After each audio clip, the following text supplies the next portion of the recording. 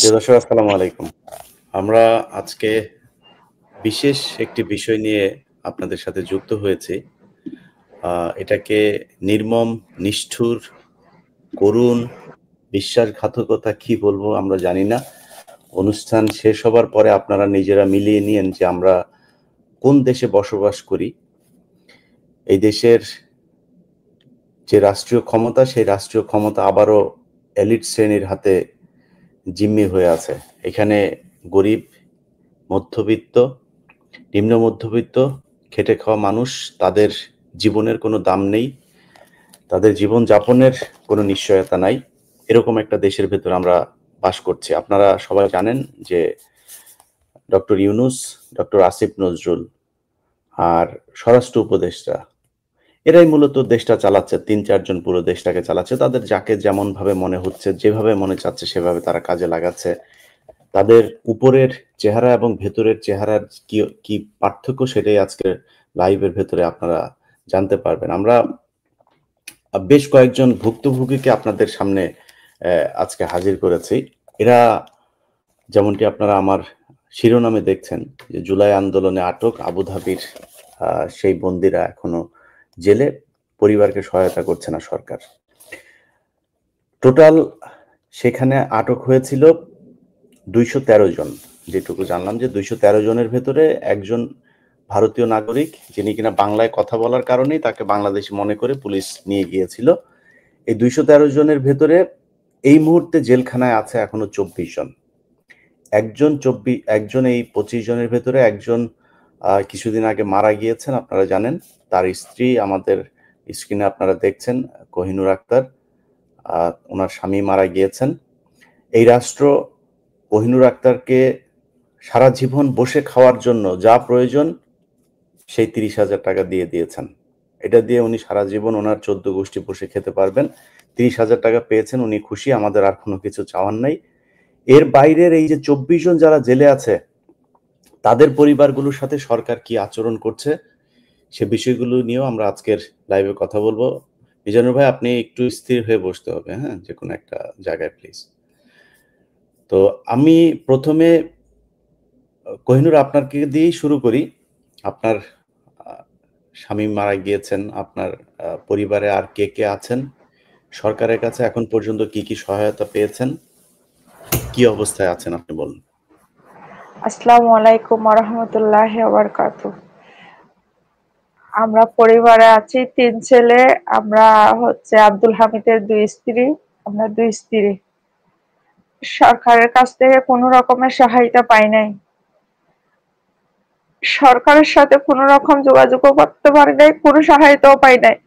যে চেকটা দিয়েছিল ওই এয়ারপোর্টে, ওই লাশের সাথে একটা চেক দিয়েছিল, ওই চেকটাও এখনো ব্যাংকে জমা হয় নাই। আমরা সরকারের কাছ থেকে কোনো কিছু পাই নাই, কোনো যোগাযোগও পাই নাই, কোনো ছাড়ও পাই নাই। চেকটা জমা হয় নাই, আপনারা জমা দেন নাই নাকি ক্যাশ হয় জি, নাই? দিয়েছি, ক্যাশ হয় নাই।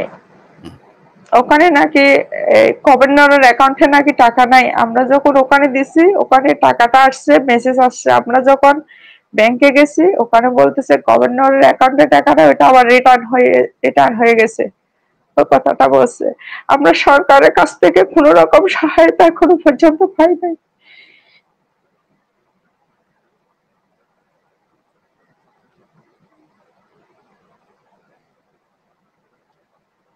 যাক, ৩০,০০০ ওইটাও যে ক্যাশ হয় নাই, এটা শুনে আরো ভালো লাগলো। আচ্ছা, মিজানুর ভাই, আপনার কাছে আমরা একটু জেনে আসি, এখন পর্যন্ত কি অবস্থা ওইখানে, কিভাবে আপনারা আটক হলেন, কিভাবে কি হয়েছিল, এখনো কারা জেলখানায় আছে বলুন তো একটু, বিস্তারিত আপনি একটু বলেন। আসসালামু আলাইকুম ওয়া রাহমাতুল্লাহি ভাই। আমাদেরকে ভাই, সরি, আমি একটু আপনার পরিচয়টা দিয়ে নিই। মিজানুর হচ্ছে একজন জুলাই যোদ্ধা। উনি নিজেও আটক হয়েছিলেন, পরে উনি মুক্তি পেয়েছেন। আবুধাবিতে বাংলাদেশের পক্ষে হাসিনার এই ফ্যাসিস্টের বিরুদ্ধে যারা জীবনের ঝুঁকি নিয়ে, যাদের নিরাপত্তাহীনতায় গিয়ে, তারপরে কারণ আমরা সবাই জানি যে মধ্যপ্রাচ্যে কোনো ধরনের মিটিং মিছিল এইগুলো করা যায় না, তারা সেগুলো জেনেও তারপরে দেশের জন্য এভাবে ঝাঁপিয়ে পড়েছিল। সেই মানুষগুলোর মধ্যে মিজানুর রহমান একজন। জি বলেন। জি, আসসালামু আলাইকুম ওয়া রাহমাতুল্লাহ। ইলিয়াস ভাই, আপনাকে প্রথমত অসংখ্য ধন্যবাদ আমাদেরকে সুযোগ করে দেওয়ার জন্য। যদিও বাংলাদেশ সরকার প্লাস বাংলাদেশ সরকারের বিভিন্ন মন্ত্রণালয় আমাদেরকে কোনো জায়গায় কোনো সুযোগ দেয় নাই। বৈষম্য বিরোধী আন্দোলন হলেও বাংলাদেশে আমরা কিন্তু এখনো বড় একটা বৈষম্যের শিকার। আমি এই বিষয়গুলো আপনাদের মধ্যে তুলে ধরি। গত বছর জুলাই মাসে যখন বাংলাদেশে ফ্যাসিবাদী সরকার হাসিনা তুমুল গণহত্যা চালাচ্ছিল, ছাত্রদের উপর নিপীড়ন চালাচ্ছিল, ওই সময় আমরা সংযুক্ত আরব আমিরাতে থাকা শ্রমিক এবং ব্যবসায়ীরা একটা আন্দোলনের ডাক দিয়ে আপনারা অবগত আছেন। আমরা সেই দেশে পাঁচটা স্টেটে হচ্ছে 19শে জুলাই আন্দোলন করি।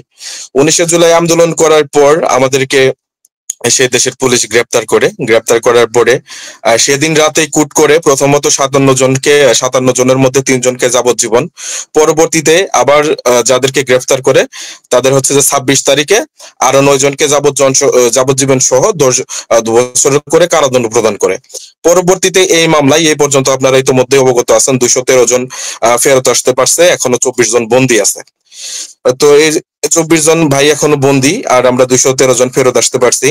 আর এমতো অবস্থায় এখন আমরা 213 জন ফেরত আসছি, আমরা বারবার দাবি জানাচ্ছি আমাদের সেই 25 জন ভাই ছিল, 25 জন ভাইকে মুক্ত করার জন্য।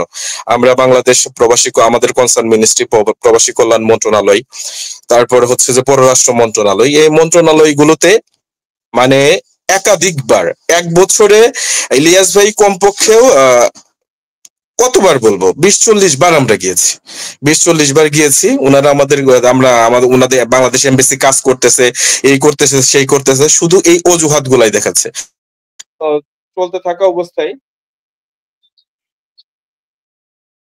এরকম চলতে থাকা অবস্থায় আপনারা অবগত আছেন যে 22শে সেপ্টেম্বর আমাদের আব্দুল হামিদ ভাই, উনি আবুধাবি আল সদর কারাগারে মৃত্যুবরণ করলো। তারপর হচ্ছে ওনাকে বাংলাদেশে লাশ নিয়ে আসা হলো। বাংলাদেশে নিয়ে আসার পরে ওনার পরিবারের দিকেও সরকারের তেমন কোনো নজর নাই।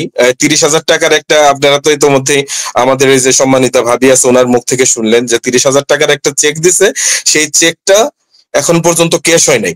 একজন মানুষ এই জুলাই আন্দোলনের সাথে সম্পৃক্ত হয়ে তার জীবনটা শেষ করলো, তার পরিবার নিঃস্ব হয়ে গেল, তার পরিবারকে 30,000 টাকার চেক দিয়ে সেটা ক্যাশ করতে পারতেছে না, তাহলে বুঝেন আমরা কত বড় ভুক্তভোগী। এটা গেল একটা দিক। আর 24 জনের ক্ষেত্রে আমরা বারবারই এই যে আমাদের আসিফ নজরুল স্যার আছে ওনার কাছে, তারপর আমাদের তৌহিদুর রহমান স্যার আছে পররাষ্ট্র মন্ত্রণালয়ের, ওনার কাছে বারবার যাওয়া, প্রধান উপদেষ্টা বরাবর একাধিক স্মারকলিপি, ভাই আমার কাছে 20টার উপরে স্মারকলিপি আছে, অল ডকুমেন্ট আছে। তারপরে এই প্রধান উপদেষ্টার কার্যালয়ে স্মারকলিপি দেওয়া, ওনার এপিএস সাব্বির রহমানকে স্মারকলিপি দেওয়া, এইরকম যা ফর্মালিটি ছিল। তারপর হচ্ছে আমরা রাজপথের আন্দোলনও করেছি, আমরা 144 সেকশন ভায়োলেট করে 3বার আন্দোলন করেছি আমাদের ভাইদের যাতে মুক্ত করে আনা হয়, কিন্তু বাংলাদেশ সরকারের এটা একটা চরম ব্যর্থতা। আমরা ধরা গেলে যে একটা রাম রাজত্বে বাস করতেছি, সেই রাম রাজত্বের রাজা হচ্ছে আমাদের বর্তমান সরকার, ইউনূস সরকার, আর সেই রাজার একমাত্র শাহজাদা হচ্ছে কে জানেন, সেটা হচ্ছে আমাদের আসিফ নজরুল স্যার। উনি উনার মন মর্জি মতো যা ইচ্ছা তা করে যাচ্ছে, এই 212 জনের সাথে খেলা করছে, বাকি 24 জন জেলবন্দি ভাইদের সাথে খেলা করতেছে। একজন মারা গেছে, আরো কয়েকজন গুরুতর আহত অবস্থায় এখনো ওই সেই দেশের জেলের হসপিটালে আছে। তো ওদের মধ্যে কে কখন মারা যায় তার কখন কোনো ঠিক নাই। তো এইটা গেল জেলবন্দীদের বর্তমান অবস্থা, এখনো 24 জন বন্দী। এখন আমরা যে 212 জন ফেরত আসছি, আমাদের সাথে একাধিকবার হচ্ছে আমাদের প্রবাসী কল্যাণ উপদেষ্টা আসিফ নজরুল স্যার মিটিং করেছে, আমাদের এই করবে সেই করবে। আমরা দাবি জানাইছিলাম দুইটা, এর মধ্যে হচ্ছে যে আমাদের ভাইদের মুক্তি, যে 25 জন ভাই আছে তাদের মুক্তি, আর হচ্ছে আমাদের যাতে সরকার একটা নির্দিষ্ট ক্ষতিপূরণ দেয়, অথবা যে আহত নিহতদের জন্য যে ট্রাস্ট তৈরি হয়েছে বাংলাদেশে সেইটার অন্তর্ভুক্ত করে, আমরা এরকম কিছুই বলছিলাম। কিন্তু উনি 1 বছর আমাদের ঘোরানোর পরে বিগত কয়েকদিন আগে আমাদেরকে বলে দিচ্ছে যে না, আমি এই মুহূর্তে আর কোনো কিছু করতে পারবো না। আমাদেরকে উনি জুলাই ফাউন্ডেশনে পাঠাইছে, সেখানে কিছু হয় নাই। আমাদেরকে মুক্তিযোদ্ধা মন্ত্রণালয়ে পাঠাইছে, সেখানে কিছু হয় নাই। সরাসরি আসিফ নজরুলের সাথে কথা হয়েছে আপনাদের? ভাই এই পর্যন্ত 15 থেকে 20 বার মিটিং করছি, আমি সহ আমার প্রতিনিধি টিম, এই সগির ভাই ছিল, তারপরে পারভেজ ভাই সহ, তারপরে আমাদের এখানে একটা 10-15 জনের একটা প্রতিনিধি টিম আছে, আমরা 10-15 বার ওনার সাথে মিটিং করছি। উনি শুধু আমাদের ওনার সচিব নিয়ামতুল্লাহ স্যার আমাদেরকে আশ্বস্ত করে গেছে, কিন্তু আমাদের জন্য এ পর্যন্ত কোনো কিছুই করতে পারেনি। এমনি উনি মানে কি বলে, এমনিতে মানে বেশিরভাগ সময় উনি এই মানে কোথায় থাকেন কোথায়? মানে কি করেন? মানে আপনাদের এটাতে সময় দিতে পারেন না, কি করেন একটু বলেন তো? জিজ্ঞেস করেন নাই যে স্যার এমনি সামনে? ইলিয়াস ভাই উনার সাথে দেখা করার জন্য ধরেন 1 সপ্তাহের মধ্যে 5 দিন গেছি উনার মন্ত্রণালয়ে, 5 দিনের মধ্যে যাই একদিন দেখা পাইছি। এই 4 দিন অপেক্ষায় থাকছি যে কখন আসবে কখন আসবে কখন আসবে, নির্দিষ্ট কোনো টাইম নাই যে এই সময়টাতে আসিফ নজরুল আসবে আর ওনার সাথে আমরা মিটিং করব, আমরা দেখা করব, আমাদেরকে কোনো আমাদের জন্য কোনো কিছু একটা করবে। যদিও দেখা হয়, আমাদের কাছে একটা রেকর্ডিং আছে, আপনাকে চাইলে আমরা দিব। উনি আমাদের কাছে আল্লাহর কসম করে বলছে যে উনি নাকি আমাদের বিষয়টা মিনিস্ট্রিতে উঠাইছে যে 212 জন বাংলাদেশে ফেরত আসছে তাদের জন্য যাতে কোনো কিছু করা হয় আর বাকি 25 জনকে যাতে মুক্ত করা হয়, এটা নাকি উনি ক্যাবিনেটে উঠাইছে। কিন্তু এইটা আমাদের কাছে বাস্তবিকভাবে মনে হচ্ছে যে এটা জাস্ট উনার একটা কথাই, উনি এই আল্লাহর কসম করে উনি মিথ্যা বলছে। কারণ হচ্ছে আউটপুট রেজাল্ট কি, আমরা 212 জন আমাদের জীবন জীবিকা হারিয়ে ভাই নিঃস্ব। আমার সাথে 50 জনের মতো ব্যবসায়ী ভাই আছে যাদের কোটি কোটি টাকা সেই দেশে পড়ে আছে, যারা চাকরি হারিয়েছে, তারা জীবনে নিঃস্ব। মানুষের বেঁচে থাকার জন্য কি প্রয়োজন? জীবিকা প্রয়োজন। আমরা জীবন জীবিকা হারিয়ে নিঃস্ব। এই এই আমাদের সাথে এই বৈষম্যটা উনি কেন করতেছে এটা উনি জানে আর একমাত্র উপরওয়ালা জানে। আর বাংলাদেশের এইরকম এই 53-54 বছরের ইতিহাসে কখনো কি আপনারা দেখছেন যে মানে এইরকম বাইরের দেশে মানে জানবে, মানুষ জানে যে এইটাতে গেলে, এই আন্দোলনে গেলে তার ফাঁসি হবে অথবা বড় ধরনের কোনো সাজা হবে? এরকম কিন্তু বাংলাদেশের ইতিহাসে কখনো নাই, কেউ কখনো বাইরে কিন্তু আন্দোলন করে নাই। আমরাই একমাত্র বুকা, নিজেদের জীবন ভাই নিজেদের গলা নিজের হাতে কাটছি ভাই, নিজেদের ভবিষ্যৎ নষ্ট করছি, নিজেদের সবকিছু শেষ করে ফেলছি। আর আজকে সরকারের দ্বারে দ্বারে আজকে ফকিরের মতো আজকে আমার 1.5 লক্ষ টাকার চাকরি শেষ করছি, আমি আমার জীবন শেষ করছি, আমার লাইফ শেষ করছি এই আন্দোলনকে সমর্থন জানিয়ে। আজকে আসিফ নজরুলের পিছনে আমি ঘুরতেছি যে আমার জন্য একটা কিছু করেন, আমার 212 জন ভাইদের জন্য একটা কিছু করেন, বাকি 24 জন ভাই যারা বন্দী আছে তারা মারা যাওয়ার আগে ফিরে নিয়ে আসেন। সেটি করতে পারে নাই আসিফ নজরুল, করতে পারে নাই ইউনূস সরকার, করতে পারে নাই। আজকে এই গণ অভ্যুত্থানে, এই গণ অভ্যুত্থান এটা পুরোটাই ব্যর্থ গণ অভ্যুত্থান। এই অভ্যুত্থানের কোনো প্রয়োজন নাই। এই অভ্যুত্থান করে আমরা এক হাসিনাকে বিতাড়িত করলেও সব হাসিনার চাইতে খারাপ বর্তমান যারা মিনিস্ট্রিতে আছে, যারা বর্তমান উপদেষ্টাতে আছে, তারা হাসিনার চাইতেও খারাপ। তারা তাদের শো অফ করে, তারা তাদের বডি ফিগার দেখায়, ইমেজ দেখায়, মন্ত্রণালয়ে বসে বসে ইমেজ দেখায়, দেখা করতে গেলে 7 দিনে 1 দিনে দেখা করে। আজকে আমাদের সাথে আমাদের লাইফ নিয়ে তারা খেলতেছে। আমার 24 জন ভাই আজকে জেলে বন্দী। কিসের অভ্যুত্থান? সবচেয়ে বড় বৈষম্যের শিকার। কেন 1 বছর পরেও আমার ভাইরা আজকে বন্দী থাকে? এটাই পুরা জাতির কাছে আমার প্রশ্ন। সগীর ভাই বলেন। বিসমিল্লাহির রহমানির রহিম। আসসালামু আলাইকুম। আমি সর্বপ্রথমে কৃতজ্ঞতা এবং ধন্যবাদ জানাচ্ছি সত্যের প্রতীক, অন্যায়ের বলিষ্ঠ কণ্ঠস্বর আমাদের প্রিয় সাংবাদিক ইলিয়াস ভাইকে, আমাদেরকে ওনার গুরুত্বপূর্ণ সময় দেওয়ার জন্য। প্রিয় ভাই, আমি 3টা স্টেপ নিয়ে কথা বলবো। 1 নাম্বার হচ্ছে আমি বন্দীদের বিষয়টা নিয়ে কথা বলি। বন্দীরা যখন 25 জন বন্দী, আমরা দীর্ঘদিন ধরে, দীর্ঘ প্রায় 10 মাস ধরে আমরা প্রধান উপদেষ্টার কার্যালয় থেকে শুরু করে পররাষ্ট্র মন্ত্রণালয়, প্রবাসী কল্যাণ মন্ত্রণালয়, আমরা একাধিকবার আমরা স্মারকলিপি দিয়েছি। পররাষ্ট্র উপদেষ্টার সাথে আমরা মিটিং করেছি, আমাদের প্রবাসী কল্যাণ উপদেষ্টার সাথে মিনিমাম 15 থেকে 20 দিন আমরা মিটিং করেছি। আমরা ফেব্রুয়ারির 12 তারিখে প্রধান উপদেষ্টা মহোদয় আরব আমিরাতে সফরে গিয়েছিলেন। আমরা তার আগেও আমরা অনেকবার প্রধান উপদেষ্টার কার্যালয়ে আমরা স্মারকলিপি দিয়েছি। এখন আমরা আমাদের স্মারকলিপিটা প্রধান উপদেষ্টার কাছে বুঝতেছি কিনা আমরা কিভাবে বুঝতাম, এজন্য আমরা একটা প্ল্যান করলাম যে আমরা তো কোনোভাবেই প্রধান উপদেষ্টা পর্যন্ত আমরা টাচ করাতে পারি না। এখনো আমিরাতে ওই মামলাটার গ্রেপ্তারি প্রক্রিয়া চলমান, এখনো আমাদের 25 জন ভাই ওই দেশে বন্দী আছে। তাইলে আমরা আমাদের এই বিষয়টা কিভাবে আমরা প্রধান উপদেষ্টাকে আমরা দেব? আমরা একাধিকবার আসিফ নজরুল স্যারকে আমরা বলছি, উনি তো দিতেছে না প্রধান উপদেষ্টার কানে।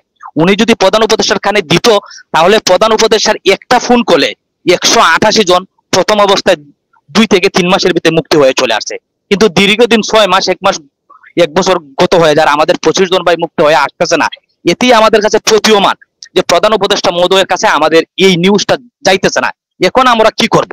তো আমরা প্ল্যান করলাম যে আমরা ফেব্রুয়ারির 10 তারিখে আমরা যমুনার সামনে হোটেল ইন্টারকন্টিনেন্টালের সামনে আমরা একটা আন্দোলন করি। ওই দিন আমাদের যে 188 জন সহ যে বন্দী পরিবাররা সবাই ছিল, আমরা শক্তভাবে আন্দোলন করি। ওই দিন রমনা থানার ডিসি মহোদয় ওই মাসুদ স্যারের মানে মিডিয়াতে আমাদেরকে প্রধান উপদেষ্টার সাথে সাক্ষাৎ করাবেন বলে আমাদেরকে প্রধান উপদেষ্টার কার্যালয়ে 7 জনের একটা প্রতিনিধি টিম নিয়ে যান। ওইখানেও আমরা প্রতারণার শিকার হয়েছি। উনি তো প্রধান উপদেষ্টার সাথে সাক্ষাৎ করানি না, প্রধান উপদেষ্টার এপিএস সাব্বির আলম স্যারের সাথে আমাদেরকে সাক্ষাৎ করান, আমাদের যে বিষয়াদি, আমাদের 25 জন ভাই ওই দেশে গ্রেপ্তার, তারপরে আমাদের এই মামলাটা এখনো গ্রেপ্তারি প্রক্রিয়া চলমান, অনেকেই দেশে আসতে গেলে অনেকেই এয়ারপোর্টে গ্রেপ্তার করছে, আবার যে ওই মিছিল দেওয়ার পরে দেশে চলে আসছে আবার আমিরা থেকে ঢুকতেছে তাদেরকে এয়ারপোর্ট থেকে গ্রেপ্তার করতেছে। এই গ্রেপ্তারি প্রক্রিয়াটা যাতে বন্ধ করা হয় এবং যাদেরকে এই পর্যন্ত গ্রেপ্তার করছে তাদেরকে যাতে মুক্তি করে নিয়ে আনা হয়, এই এই দাবিগুলো আমরা আমাদের প্রধান উপদেষ্টার মানে এপিএস সাব্বির আলম স্যারকে আমরা বলি, উনি আমাদেরকে আশ্বস্ত করছেন যে আমি নোট আকারে প্রধান উপদেষ্টা স্যারকে আমি এইটা দেব ইনশাল্লাহ আগামী 12 তারিখ, মানে 2 দিন পরে 10 ফেব্রুয়ারি আমরা আন্দোলন করেছিলাম, 12 ফেব্রুয়ারি উনি আমিরাতে গিয়েছিলেন। উনি আমিরাতে আপনাদের বন্দীদের বিষয়ে উনি কথা বলবেন এবং মামলার বিষয়ে কথা বলবেন, এবং আমাদেরকে নয়নটি দেওয়া হয়েছে আজীবনের জন্য, আমরা যারাই আসছি তার আগে কেউ ঢুকতে পারবো না। এবং আমাদের দাবি দাবাগুলো এটাও ছিল যাতে আমাদেরকে নয়নটিটা উড্ড করা হয়, কারণ এটা সম্বন্ধে আমরা একটা যুক্তি দিয়েছিলাম।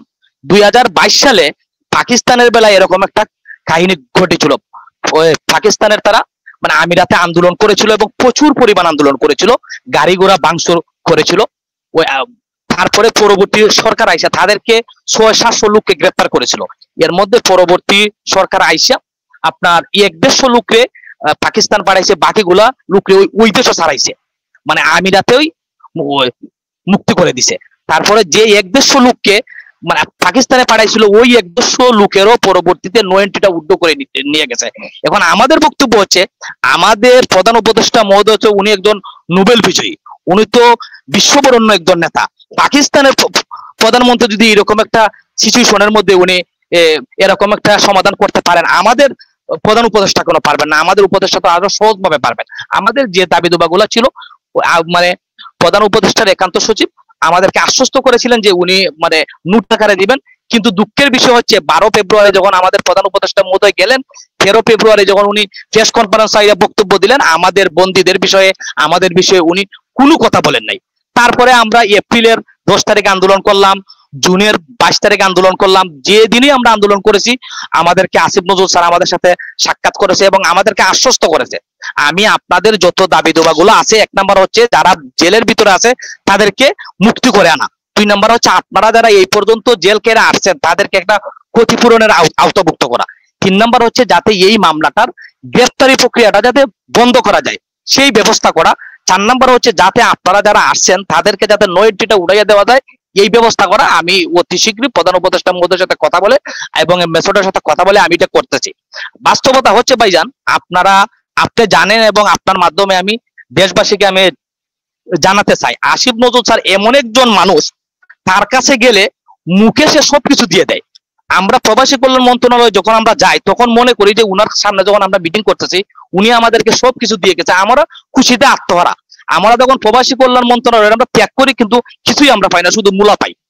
আমরা আসিফ নজরুল স্যারের এই কথাটা বলছি, স্যার দেখেন দেশে যারা আন্দোলন করছে, আন্দোলন করে তারা শারীরিক ভাবে তারা পঙ্গুত্ব বরণ করছে, আহত হয়েছে, নিহত হয়েছে, কিন্তু আমরা স্যার অর্থনৈতিক ভাবে স্যার আমরা আহত হয়েছি। মানুষ দেখেন বাংলাদেশের এমন একটা শিষ্টাচার, মানুষের টাকা মরা ছেলে মরা সয় কিন্তু টাকা মরা সয় না স্যার। আমরা কোটি কোটি টাকা আমরা লস দিয়ে আসছি, আমাদেরকে সরকার একটা ক্ষতিপূরণ দেখ।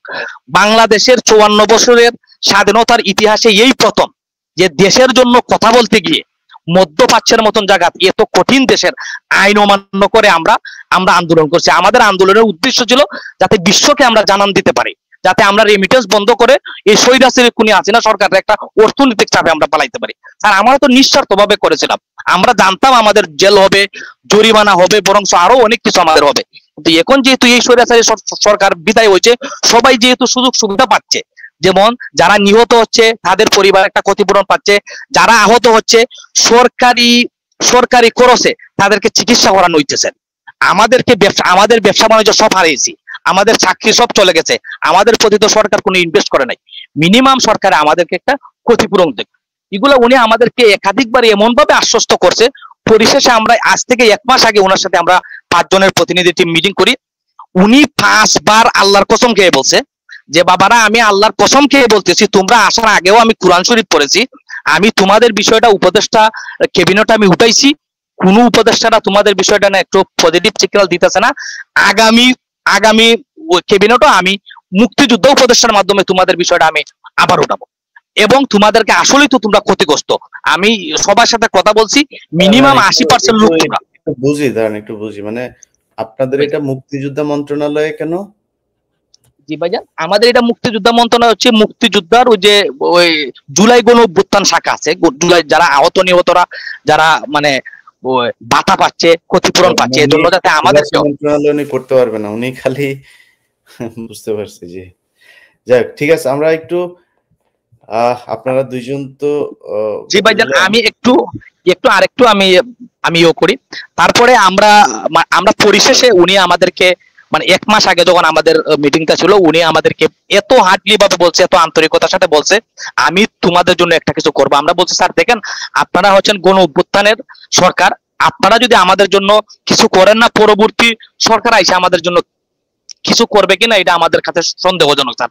আমরা এত ক্ষতি করতে মানে আমি ভাইজান, আমি একটা কোম্পানিতে সুপারভাইজার ছিলাম, আমার 5,000 দিরহাম আমার স্যালারি ছিল বাংলার, প্রায় 1,70,000। তারপরে আমার দীর্ঘ 10 বছর ধরে আমার একটা মানে স্বপ্ন ছিল আমি ইউরোপ যাবো। মানে এটা আমাদের সিলেট, আমার হচ্ছে সিলেটের হবিগঞ্জে বাড়ি, আমাদের সিলেটেরা মানে ইউরোপের প্রতি একটা সিম্পিতি। আমার ইউরোপের সেনজেন ভিসা ছিল আমার পাসপোর্ট, কিন্তু আমি যেতে পারি না আন্দোলনের জন্য, আমি গ্রেপ্তার হয়েছি। আমার 1 কোটি টাকার উপরে আমার নিজেরই ক্ষতি হয়েছে। আমাদের মধ্যে একটা ভাই আছে আব্দুর রহিম ভাই, উনার 8 লক্ষ দিরহাম ফিজ হয়ে আছে অ্যাকাউন্টে। আমরা সরকারের একাধিকবার বলছি অন্ততপক্ষে উনার টাকাটা যাতে উনি ছুটাই আনতে পারে, ওনার টাকাটা যাতে দেশে আনতে পারে, এইটা নিয়ে আপনারা একটা কাজ করেন। সরকার আমাদেরকে মুখ দিয়ে অনেক কিছু বলছে, কিন্তু বাস্তবে কিছুই করতেছে না। মানে আপনার মাধ্যমে আমি দেশবাসীর কাছে আমি এটাই চাইবো, যাতে আমরা একেবারে নিরুপায়, আমরা একেবারে নিরাশ হয়ে গেছি, আমাদের দেয়ালে পিঠ থেকে গেছে। আসলে আমাদের অবস্থাটা আমরা বলতে পারি না, অর্থনৈতিক ভাবে আমরা এতটা ক্রাইসিসের মধ্যে আমরা পড়েছি, ফ্যামিলির কাছেও আমরা মুক্তি গাইতে পারছি না, সমাজের কাছেও না। সমাজ যখন আমাদেরকে এখন দেখে মুখ ফিরিয়ে নেয়, এইরকম একটা পরিস্থিতির মধ্যে আমরা আছি। আমি এখন পরিশেষে আপনার মাধ্যমে এটাই বলবো যে এই বর্তমান সরকার যারা বাংলাদেশে আন্দোলন করে, যারা ক্ষতিগ্রস্ত হয়েছে, তাদেরকে সরকারে একটা ক্ষতিপূরণ দিচ্ছে। আমরা তো অর্থনৈতিক ভাবে ক্ষতিগ্রস্ত হয়েছি। এই সরকারের প্রতি আমার আহ্বান থাকবে আমাদেরকে একটা ক্ষতিপূরণ দিত, এবং আমাদের যে 24 জন ভাই আছে, এই 24 জন ভাইকে যেন অতি দ্রুত মুক্ত করে আনে। আমি আসিফ নজরুল স্যারকে আমি একাধিকবার বলেছি, একটা গুরুত্বপূর্ণ কথা বলি ভাইজান, আমি বলছি স্যার আমার এতদিনে প্রতীয়মান হয়েছে, যত পর্যন্ত না ডক্টর ইউনূস স্যার আমিরাতের সরকার প্রধানকে কল দেবেন, ওত পর্যন্ত আমাদের 25 জন ভাইয়ের মুক্তি হবে না, এটা 100% প্রতীয়মান। উনি একটা কথা বলছে যে বাবারা, একটা বিষয় নিয়ে একটা দেশের সরকার প্রধানকে বারবার তো কল দিতে পারে না, বিভিন্ন বাধ্যবাধকতা থাকে। আমি বলছি স্যার আপনাদের এই বাধ্যবাধকতার মধ্যে দিয়ে আমাদের 25 জন ভাই যদি মারা যায়, তখন আপনারা কি করবেন? উনি যথাযথ কোনো উত্তর দিতে পারেন নাই। এজন্য আমি বলবো, আমার একটা ভাই হার্ট অ্যাটাক করে মারা গেছে, আমরা চাই না আমাদের কোনো যোদ্ধা, আমাদের কোনো প্রবাসী আর একটা লাশ পড়ুক ওইখানের জেলের সিচুয়েশনটা অত্যন্ত খারাপ। আপনার মাধ্যমে সরকারের কাছে আবেদন রাখবো এটাই, যে সরকার প্রধান যেন অতি দ্রুত ওনাদের মুক্তির একটা ব্যবস্থা করেন, এবং আমাদেরকে ওই দেশের নোয়েন্টি দিয়েছে, পাকিস্তানের সরকার যদি 2022 সালে নোয়েন্টিটা উড়াইতে পারে, আমাদের সরকার কেন পারবে না? এই প্রস্তাবটা আপনার মাধ্যমে সরকারের কাছে রাখলাম। আর আমরা তো অনেক ক্ষতিগ্রস্ত, আমাদেরকে কেন সরকার আমাদেরকে একটা ক্ষতিপূরণ দেবে না? আমরা তো এই দেশের লোকে। থ্যাংক ইউ ভাইজান, ধন্যবাদ। আজহারউদ্দিন, আপনার ছেলে এখনো জেলে আছেন, আপনার কাছ থেকে একটু শুনে আসি, বলেন কি অবস্থায় আছেন, সরকারের সহায়তা কেমন পাচ্ছেন?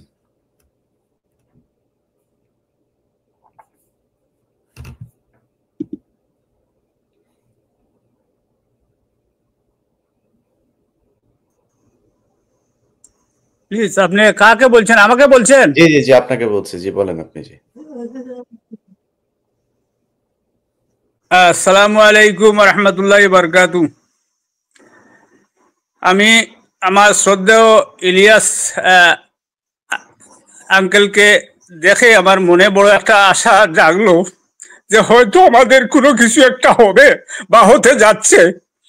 আমরা কি বলবো, আমরা তো আবার ওই ওরা বলছে, আমি এত দুর্বল মানুষ, আমি অসুখের মতো মানুষ, বুঝছো না? ওই দিন আমি চট্টগ্রামে গিয়েছিলাম যে হয়তো এখানে কোনো প্রেস ক্লাবে কোনো মিটিং হবে, নিশ্চয়ই আমি কোনো এই বাচ্চাদের কোনো একটা উপায় বের হয়ে আমি অসুখী মানুষ, বুঝছো না? আমি অনেক দূরে, আমার ওনারা বলছে যে স্যার আপনি আসবেন না, এত দূরে কেমনে? আমি বলছি না, আমি ঘরে থাকতেই পারবো না, আমার বাচ্চা জেলে, আর আমি এখানে বসতে পারবো না। আচ্ছা যাই হোক, এখানে গেছি, গুরুত্বপূর্ণ কথাও সামান্য বলছি, শুনছি।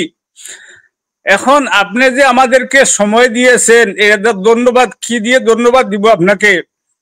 আর আমার মনে বলছে ইনশাআল্লাহ তাআলা হয়তো এই আপনার মাধ্যমে এই দেশবাসী কিছু জানতে পারবে, আর সরকারে হয়তো কিছু করবে আশা করা যায়। আমাদের তো আজকে বিগত 1 বছর হয়ে গেল, আমরা অনেকবার আমি একটা সেকেন্ড আমি আপনাদের কাছে মানে ক্ষমা চাই। আপনারা না, খালি যারা এখনো জেলে আছেন, যারা জেল থেকে বেরিয়েছেন, আপনাদের সবার কাছে আমি হাত জোর করে ক্ষমা চাই যে আমি বিষয়টা এতদিন পরে জানলাম। আমাকে কালকেই মানে আপনাদের বাংলাদেশ সময় আজকে সকালেই ওই যে সুমন ভাই আমাকে বললো যে ভাই এই ব্যাপার, এটা আমি ভাই সত্যি কথা, আমি মানুষ হিসাবে আমার দুর্বলতা ক্ষমা করবেন। এটা আমার মস্তিষ্কে একবারের জন্য স্বপ্নেও আমি কল্পনা করি নাই যে এই মানুষগুলি এখনো জেলখানায় আছে এবং সরকার তাদের সাথে, আমি এই যে যিনি মারা গেলেন 30,000 টাকার যেই বিষয়টা বললেন যে তিনি এখন পর্যন্ত পান নাই, আমি জানি না। আমি ওনার লাশ দেখলাম এয়ারপোর্টে থেকে, আমার একজন ছবি পাঠাইলো, ওইখানে গভর্নমেন্টের কেউ নাই, একজন মানুষও জানে তাকে করতে। সে জেলখানায় এতদিন থেকে তারপরে আসলো। আমি জানতাম না যে এতদিন তারা জেলখানায় এভাবে আছে। তারপরেও আপনাদের কারোর সাথে যোগাযোগ ছিল না, যে কারণে আমি বিষয়টা সামনে আনতে পারিনি। আমরা আসলে খুব দুর্বল, আমাদের কোনো পাওয়ার নাই এখন। সব ডক্টর আসিফ নজরুল এবং ইউনুস সহ তার আশপাশে যারা আছে, তারা হচ্ছে গিয়ে এই যে ইউনুসের বান্ধবী টান্ধবী নারী যোদ্ধাদেরকে নিয়ে দেশ স্বাধীন করছে। আমরা কিছু করি না, আমাদের কোনো অবদান নাই, যে এখানে আমরা খুব দুর্বল অবস্থায় আছি মুরব্বী। এই জন্য কিছু করতে পারবো কিনা জানি না, বাট দেশের মানুষকে জানায় রাখলাম যে যেই মানুষগুলো জীবনের ঝুঁকি নিয়ে, তাদের এই যে বললো যে আর্থিক ক্ষতি, কারণ আমি আমার কথা বলি, এখন যদি আমাকে এখান থেকে হঠাৎ করে আমার ধরে নিয়ে তারপরে পাঠায় দিল, আমার অ্যাকাউন্টে টাকা থাকবে, আমার এখানে অনেক জিনিসপত্র, একটা মানুষকে হুট করে এভাবে যদি পাঠায় দেয়, তার অনেক সমস্যার মধ্যে পড়বে সে। আর মিডল ইস্টে যারা থাকে তাদের তো আর কারি টাকাও ইনকাম করে না সবাই। সো তাদের আমি মনে করি যে একদম জীবন শেষ করে দিচ্ছেন তাদের এই সিদ্ধান্তের মাধ্যমে। পুরো পরিবারের কাছে সে এখন মানে একটা কি বলবো যে মানে কোনো অপ্রয়োজনীয় একটা জিনিসে রূপান্তরিত হয়েছে। তো এই জিনিসগুলো পরেও তারা আন্দোলন দেশের জন্য করছিল, তাদেরকে সরকার যেটা দিচ্ছে সেটা আমরা সবাই খুবই হ্যাপি, দেশবাসীও আমার বিশ্বাস যে হ্যাপি হবে। এটা জানানোর জন্য আজকের এই বিষয়টা করা। আপনি বলেন এবার। আচ্ছা, আমি বলবো এই বাচ্চাগুলো, আমার ছেলেও একটা স্টুডেন্ট, বিএ পাস করার পরে যখন আমি হঠাৎ করে তারে বিদেশ নিয়ে গেলাম, এই যে জুলাই যে আন্দোলন করলো বাংলাদেশে, এই হাসিনা সরকারে যে এই বাচ্চাগুলারে গুলি করে মারতেছে, তখন আমার বাচ্চা সহ্য করতে পারে নাই, কারণ তাদের স্টুডেন্ট একসাথে লেখাপড়া করছে, আর এখানে তারা গুলি করে মারে, তারা বরদাস্ত করতে পারে নাই, তাই বলিয়ে তারা মাঠে নামছে।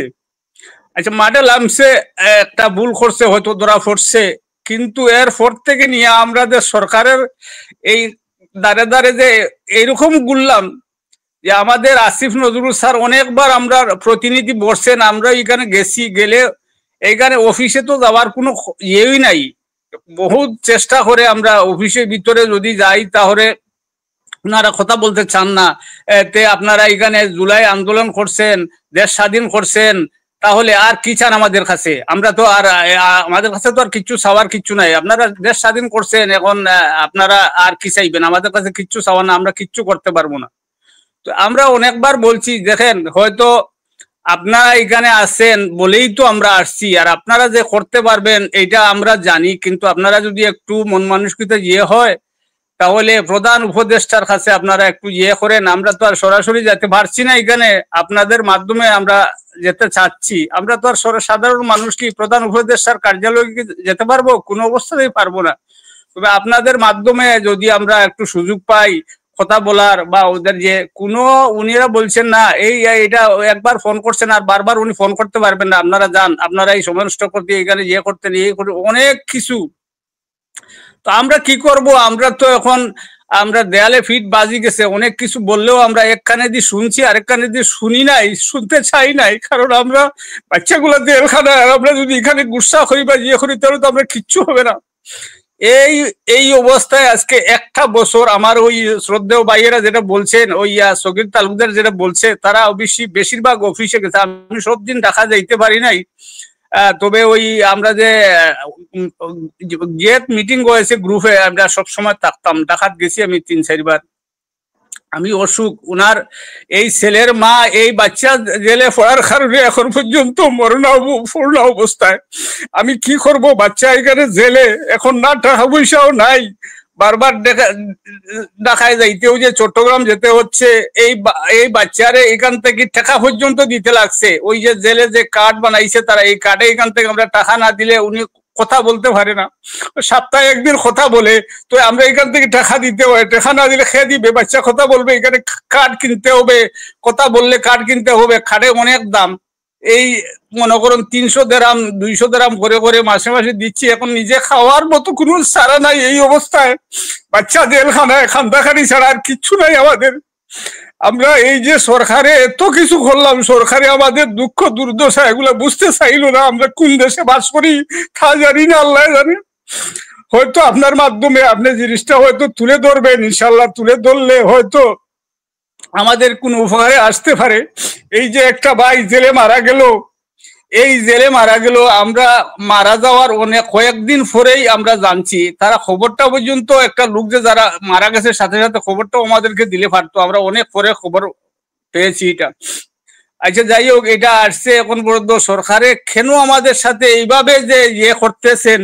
আর আমরা যদি এত খান্না, আমি এইভাবে যে খান দিছি, আমি রাস্তায় বসে সকাল থেকে 5টা পর্যন্ত আসিফ নজরুলের স্যারের অফিসের সামনে বসে অবস্থায়, আসিফ নজরুল স্যার বের হয়েছে গাড়ি নিয়ে, তো আমরা সবাই হঠাৎ করে দেখছি, দেখার পরে ওনার গাড়ির সামনে একটু গেছি, এই ড্রাইভারে গাড়ি দিয়ে আমাদেরকে দেখাইয়ে অন্তত 10 থেকে 15 হাত দেখাইয়ে নিয়ে গেছে। নেওয়া যাওয়ার পরে এই গাড়ি থামাইছে, থামানির পরে আমি একদম সামনে ছিলাম, তখন উনি একটু সীসা খুলছে, খোলার পরে এই সালাম আলাইকুম করলাম। এটাই আমি বললাম, স্যার আমরা তো এইরকম অবস্থা, তে আমাদের জন্য একটু কথা বলেন। আর আমরা তো এই যে সকাল থেকে এসেছি এখন পর্যন্ত, আমরা কি করব, কোথায় যাব, আপনাদের ছাড়া তো আমরা উপদেষ্টার কাছে তো পৌঁছতেও পারবো না, আমাদের কথাগুলো একটু শুনেন। উনি একবার সীসা বন্ধ করে একবার খুলে, একবার সীসা বন্ধ করে একবার খুলে। আমি বললাম লাস্টে এই কথা, স্যার আপনি তো আসতে আল্লাহ ইয়ে করছে, আপনি অফিসে বসছেন, এই আজ কয়েক মাস আগে, এই কয়েক মাস আগে আপনি এইভাবে রাস্তায় ছিলেন, আমাদের মতো রাস্তায় ছিলেন, আপনি ভুলে গেছেন রাস্তায় ছিলেন, কিন্তু আজকে আমরা রাস্তায় রয়ে গেলাম, আপনি এই সিঁড়িতে বাইয়া এখন এসির রুমে বসতেছেন, আমরা কথাগুলা শুনতেছেন না। এই বলছি, বলার পরে বলছে যে পরে আসবো, এইটা সেইটা করে অনেক কিছু, আমরা কষ্টর কোনো শেষ নাই। সকাল থেকে সন্ধ্যা পর্যন্ত কিছু খাই নাই, এই রাস্তায় থেকে উঠি নাই, কোথেকে কিছু খাইতেও পারি নাই। এই অবস্থায় আমাদের বাচ্চা কাচ্চা গুলা আজ পর্যন্ত জেলে। আরো 4 জন ওই সোমবারে ফোন দে, আমি সোমবারে জিজ্ঞাসি, কিরে বাবা তোর অবস্থা কি? আমাদের বলছে, আব্বা আমাদের জন্য কি করতেছো? আমি কইলাম, রে বাবা আমি তো কি করবো তোমাদের জন্য, আমি চাই যদি আল্লাহ এই মুহূর্তে আমার মৌত করি ফেলাই, হয়তো আমি ইয়ে বরদাস্ত করতে পারতেছি না। আমার ছেলে বলছে, দেখো এত খান্দাখানি করলে এই দেশে তারা যে ফোন করছে, তারা এগুলা বাংলা কথারে ট্রান্সলেট করে আরবি তারা বুঝে ফেলে, এর জন্য যা বলবে একটু সাবধানে কথা বলো, বুঝছনি। এই অবস্থা ডেইলি খান্দাকাটি শুরু হয়েছে। আর এই অবস্থা কি করব, আমরা খার কাছে যাইব, খার কাছে যাই নাই। জন্মগত বিএমপি, আমরা বিএমপির অনেক দাঁড়ে দাঁড়ে ঘুরছি, অনেক ইয়ের কাছে বলছে, হ্যাঁ আমরা বলবো, ঠিক আছে আপনার ব্যাপারে কথা বলছি, আচ্ছা উপরে দিয়ে একটু ইয়ে করবো, এ করবো সে করবো।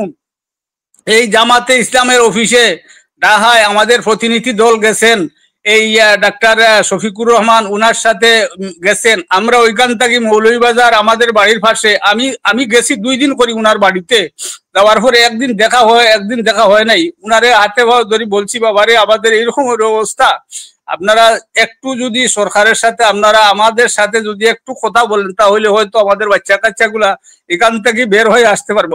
ইনশাল্লাহ তোমাদের ব্যাপারে আমরা ইয়ে করবো। কোনো কিছু নাই। এই যে বিএমপি করলাম, এই জিন্দেগি খাটাইলাম বিএমপির তলে, কোনো একজন বিএমপি লোকে আমাদের ব্যাপারে কোনো কথা বললো না, কোনো কথাই বললো না। এনসিবি সম্মান করি, আমি শ্রদ্ধা করি, এনসিবির যারা সম্মানিত ব্যক্তি আছেন, তাদের আমাদের এই কথা শুনে তারা আমাদের সাথে আসছেন আমাদের, তারা অফিসে আমরা আমাদেরকে বুলাচ্ছেন, এখানে আমরা 40 জন যাই এখানে, তারা এই আমাদেরকে বলছে যে আমরা তোমাদের ব্যাপারে যতটুকু একদিন না কয়েকদিন এনসিবির দরকার ছিল এটা আমাদের ব্যাপারে কথা বলার, এটা তো কথা বলার দরকার ছিল সরকারের এই মন্ত্রী মিনিস্টার যারা এখানে বসে তারার এগুলা করার কথা ছিল, কিন্তু এনসিবি আমাদেরকে অনেক হেল্প করছে, অনেক জায়গায় আমাদেরকে ইয়ে করছে, অনেক পরামর্শ অনেক ইয়ে করছে, কিন্তু সরকারে তো কিচ্ছু বললো নাই, এখন পর্যন্ত বলে নাই। জানি না এই বাচ্চাগুলো আমাদের জিন্দা বাড়িতে আসবে কি লাশ আসবে। আমার মনে হয় এই বাচ্চাগুলা যদি এখানে মরে যায় তাহলে মনে হয় বাংলাদেশ সরকার যে আছে ক্ষমতায় মনে খুশি হবে। এর জন্য আমাদের কথাগুলো এখন পর্যন্ত সরকারের কিনারে গিয়ে বসতে পারে নাই এই উপদেষ্টাদের কারণে। তারা খালি ঠিক আছে আমরা কালকেই ইয়ে করবো, স্যারের কাছে ইনফরমেশন করবো, এটা বলবো, কিন্তু আসলে কাজের কাজ কিচ্ছু তারা করে নাই। যদি এই কথাগুলো আরো কিছুদিন আগে যদি এই ইউনূস স্যারের কাছে তারা দিত তাহলে ইউনূস স্যারে হয়তো একটা চিন্তাধারা আমাদের জন্য করতেন, কিন্তু তারা খবরটা এখানে পৌঁছায়ও নাই, আমরাও যেতে পারি নাই, আর এখন পর্যন্ত আমাদের কোনো সুরাহা হয় নাই। জানি না আমাদের ভাগ্যে কি আছে, দয়া করে একটু ইয়ে করবেন, আপনার মাধ্যমে হয়তো দেশবাসী জানতে পারবে যে আমাদের ব্যাপারে যে এইভাবে ইয়ে কালক্ষেপণ করা হচ্ছে। এটা তো একটু দয়া করে হাত জোড় করে বলছি, আর কোনো জায়গায় রাস্তা নাই যে কার কাছে যাই নাই, জামাতের কাছে ইয়ের কাছে সবের কাছে গেছি, আর কোনো রাস্তা নাই। এখন ঘরে বসে খান্না ছাড়া আর কোনো রাস্তা নাই। যদি কেউ আপনি যদি এটা একটু দয়া করে এই উপরের লেভেলে হয়তো আপনি একজন সাংবাদিক নাম শুনছি কিন্তু হয়তো সরাসরি দেখিনি, আজকে যে সরাসরি দেখলাম, ইনশাল্লাহ আমাদের ব্যাপারে কথা বলবেন, আর আমরা হয়তো আপনার মাধ্যমে একটা ব্যবস্থা হতে পারে। আপনাকে আবারও আমি ধন্যবাদ জানাই এই ব্যাপারে আমাদেরকে সময় দেওয়ার জন্য। আমরা ধন্যবাদ দিই। আসসালামু আলাইকুম রহমতুল্লাহ বারাকাতুহু। আসসালাম। সুমন ভাই, আমরা অনেক দিকের আলোচনা শুনলাম, আপনার কাছে যেটা জানতে চাই যে পররাষ্ট্র মন্ত্রণালয়ের ওইখানে ইয়ে আছে, তারপরে প্রবাসী মন্ত্রণালয়ের যেসব উইং গুলো আছে সেখানে কাজ করে, মানে আমি আবুধাবির কথা বলছি, সেখানে তাদের কাছে কোনো সহায়তা আপনারা পান নাই বা তাদেরকে জানান নাই বিষয়গুলো, তারা কি করে? আসসালামু আলাইকুম। প্রথমে ধন্যবাদ আপনাকে সবাইকে সুযোগ করে দেওয়ার জন্য, কথাগুলো তুলে ধরতে পারতেছি আপনার মাধ্যমে। এখানে আসলে এক ফেসিটকে আমরা আন্দোলন করি, সেই আন্দোলনের সবচেয়ে ভূমিকা আপনার কম না। আপনি আরো যারা আছেন, বিশেষ করে প্রবাসে যারা আছে, সবাই অত্যন্ত পরিশ্রম যেভাবে করেছে, মিডিয়াতে যেভাবে কাজ করেছেন আপনারা, সে সাথে আর্থিকভাবেও বাংলাদেশের প্রত্যেকটি জেলায় ওয়ার্ডে পর্যন্ত আর্থিকভাবে সহযোগিতা করে এই আন্দোলনকে সফল করেছে। আমি মনে করতেছি এক ফেসিট চলে গেলে আমার মনে হয় আরেক ফেসিটের মধ্যে বসার জন্য পায়তারা করতেছে। ওইখানে সবাই কাজ করবে বলতেছে, কেউ কিন্তু কাজ করতেছে না। আপনি যদি এম্বাসিতে যান, আবুধাবির যে এম্বাসি আছে, এম্বাসিও একই কথা বলবে, আমরা চেষ্টা করতেছি, আমরা সরকারকে চিঠি দিচ্ছি, আমরা সরকারকে করতেছি। আপনি এই রুম আর এই পাশের রুম আর এই রুমে যদি চিঠি দিতে চান, মানে অত মুখে বলতে পারতেছেন, আমি আর আপনি যে এরকম পাশাপাশি রুমে বসে আছি, বলতেছি লিয়াস ভাই আমার এটা লাগবে বা এটাই করে দেন, এই জিনিসটা বলতে হলো ম্যাক্সিমাম 3 মাস কি হয়ে আসতে হবে, মানে ঘুরিয়ে আসতে হবে, এই পর্যায়ে এখন পৌঁছে গেছে। দ্বিতীয়ত হচ্ছে যে এখন সরকারের যেখানে যান না কেন সব জায়গাতে ব্যর্থতা। আমাদের কূটনীতিক ভাবে এই মুহূর্তে যদি এই যে চলমান যে মামলাটা আছে আমাদের, এই মামলাটা যদি বন্ধ করা না হয়, যারা আন্দোলন করেছে সবাইকে গ্রেফতার করা হবে। যারা আন্দোলনের ভিডিও ফুটেজ গুলো নিজস্ব ফেসবুক আইডিতে, ইউটিউব আইডিতে শেয়ার দিয়েছে বা প্রচারণা করেছে, তাদেরকেও গ্রেফতার করা হবে। এখন যারা অ্যারেস্ট হচ্ছে তাদেরকে অ্যারেস্ট কিভাবে করা হচ্ছে? তারা অনেকে আছে যে ছুটিতে বাড়িতে আসছে বা দেশে থেকে যাওয়ার সময় এয়ারপোর্টে তাকে ওই আপনার আই টেস্টের মাধ্যমে তাকে গ্রেফতার করা হচ্ছে ওই আন্দোলন ওই মামলার তে। তারপরে অনেকে আছে দেশে আসতেছে, ওর খোঁজ খবর নাই, দেশে হুট করে দেশে আসতেছে, আসার সময় দেখতেছে কি ওই মামলায় তাকে গ্রেফতার দেখানো হচ্ছে। অনেকে আছে বিসে একামা শেষ, বিসা শেষ হইলে ওকে বিসে লাগাতে যেতে হবে, যেতে গেলে ওইখানে কি ওকে ডাকতেছে তোমার কাজ আছে একটু আসো, আসলে ওইখান থেকে কি তাকে ধরে নিয়ে যাচ্ছে। তবে 24 জন আমাদের লিস্ট জগৎ এখন 24 জন জিয়াল আছে, কিন্তু সিআইডি হেফাজতে কতজন আছে সেটা আমরা জানি না। কিন্তু সরকার থেকে যদি জোরালো ভাবে কোনো ভূমিকা যদি না রাখে, কোনো ভূমিকা না নেয়, তাহলে আমি মনে করি আমাদের এই ভাইদেরকে ছুটানো সম্ভব হবে না। হয়তো আমার মনে হচ্ছে যেহেতু ওদেরকে কোর্টে তোলানো হয়েছে, হয়তো আমাদের মতো যাবজ্জীবন বা 10 বছর এরকম করে সাজা দিয়ে দিছে। আর এম্বাসির কথা তো বলিল, আপনার এম্বাসি যারা আছে সব তো আওয়ামী লীগের দূষর, এখনো তো নতুন করে আছে বলে আমার মনে হয় না। যেমন বিএম জামাল যে জড়িত দুবাই অ্যাম্বাসেডর কনসালে ছিল, ওকে এই সরকার আপনার পদোন্নতি করে আফ্রিকাতে কি অ্যাম্বাসেডর বানিয়ে ওকে পাঠানো হয়েছে, পরবর্তী কি করছে সেটা জানি না। তো এইরকম একটি দেশ।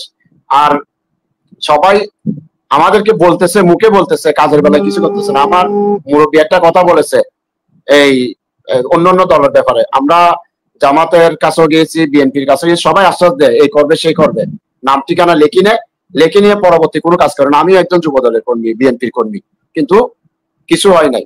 আমার যাবজ্জীবন কেন দিয়েছে? আমার যাবজ্জীবন দেওয়ার কারণ হচ্ছে যে আমি ওই দেশে আন্দোলন করি নাই। আমি 20 বছর ধরে বিদেশে ওই সংযুক্ত আরব আমিরাতে বসবাস করতেছি। আমি ওই দেশের আইন সম্পর্কে কিছুটা হলো অবগত আছি। আমাকে আপনার যাবজ্জীবন দেওয়ার কারণ হচ্ছে যে ফেসিট হাসিনের 200 এম্বাসিতে লিস্ট পাঠানো হয়েছে। বিশেষ করে ওই যে আরফাত রহমান যিনি তথ্য উপদেষ্টা ছিল, ও আমাদেরকে জঙ্গি ট্যাগ দিয়েছে। ওর কারণে আমাকে বেশি আপনার কি দেওয়া হয়েছে, মানে ওরা বলতেছে আমরা জঙ্গি কাজ কারবার করতেছি, জঙ্গির সাথে জড়িত, জঙ্গির সাথে আমরা সম্পৃক্ত, আমরা যে আর্থিকভাবে যে আন্দোলনে সহযোগিতা করেছি, এগুলো আমরা জঙ্গিদেরকে মানে আর্থিক গুলা সহযোগিতা দিয়েছি। আপনার যেদিন আমি 18 তারিখ কি 17 তারিখ আপনার লাইভে যুক্ত ছিলাম, ওই দিন রাত্রে আপনার লাইভে কথা বলছিলাম। পরের দিন সকালে আমাকে ওই সংযুক্ত আরব আমিরাতের আবুধাবি থেকে আমাকে থানা থেকে ফোন করে, বলে তুমি একটু থানায় আসো। থানায় গেছি, যাওয়ার পর আমাকে জিজ্ঞাসাবাদ শুরু করছে। 3 দিন 3 রাত জিজ্ঞাসাবাদ করেছিল। করার পর আমাকে অ্যারেস্ট করে আটক করা হয়, পরবর্তী কোর্টে তোলা হয়। তোলার পরে কোনো আপিল টাপিল কিছু করার সুযোগ নাই, আমাদেরকে এই যাবজ্জীবন দিয়ে দেয়, বাকিদেরকে 10 বছর দিয়েছে আমার ভাইরা বলছিল। কিন্তু এখন কার কাছে যাব, কোথায় যাব আমি বুঝতেছি না। হাসিনে কি ফেসিক, হাসিনা থেকে আমার মনে হচ্ছে যারা এখন উপদেষ্টারা আছে ওরা আরো বড় ফেসিক, বর্তমানে ওরা বড় ফেসিক। আমি আপনার মাধ্যমে বলতে চাচ্ছি, ভবিষ্যতে যারা ক্ষমতায় আসবে, যে দলই আসুক না কেন, সেটা বিএনপি হোক, অন্য দল হোক, সর্বদলীয় হোক, আমাদের মতো ওদের মতো যদি ওরা করে, ওরাও আমার মনে হয় বেশি দিন টিকতে পারবে না। সেটা যে দল হোক, আমার দল হলে আমার দল। কারণ জনগণের সরকার জনগণের জন্য কাজ করতে হবে। জনগণের জন্য যদি কাজ করতে না পারে, ওই সরকার আমি মনে করি টিকতে পারবে না। তানিয়া আমিন, আপনার স্বামী জেলে নাকি? আসসালামু আলাইকুম সম্মানিত ভাইরা, প্রথমে ধন্যবাদ জানাই সাংবাদিক ইলিয়াস ভাই আপনাকে, যে আমাদেরকে নিয়ে এত সংকটপূর্ণ সময়ে বা আমাদের এই পরিস্থিতিতে আমাদের এত সুন্দর একটা আয়োজন করার জন্য, বা আমাদেরকে একটু সুযোগ সুবিধা করে দেওয়ার জন্য, যে আপনাদের সাথে আমাদের মনের ভাবটা আপনাদের সাথে একটু প্রকাশ করতে পারি। আমি হচ্ছি জুলাই যোদ্ধা শহীদুল আমিনের স্ত্রী, বোয়ালখালী থেকে, চট্টগ্রাম বোয়ালখালী থেকে তানিয়া আমিন। উনি এখনো আটক, তাই তো? জি, উনি এখনো আজকে 1 বছর 4 দিন হলো, উনি এখনো পর্যন্ত আবুধাবি আল সদর কারাগারে এখনো পর্যন্ত বন্দী।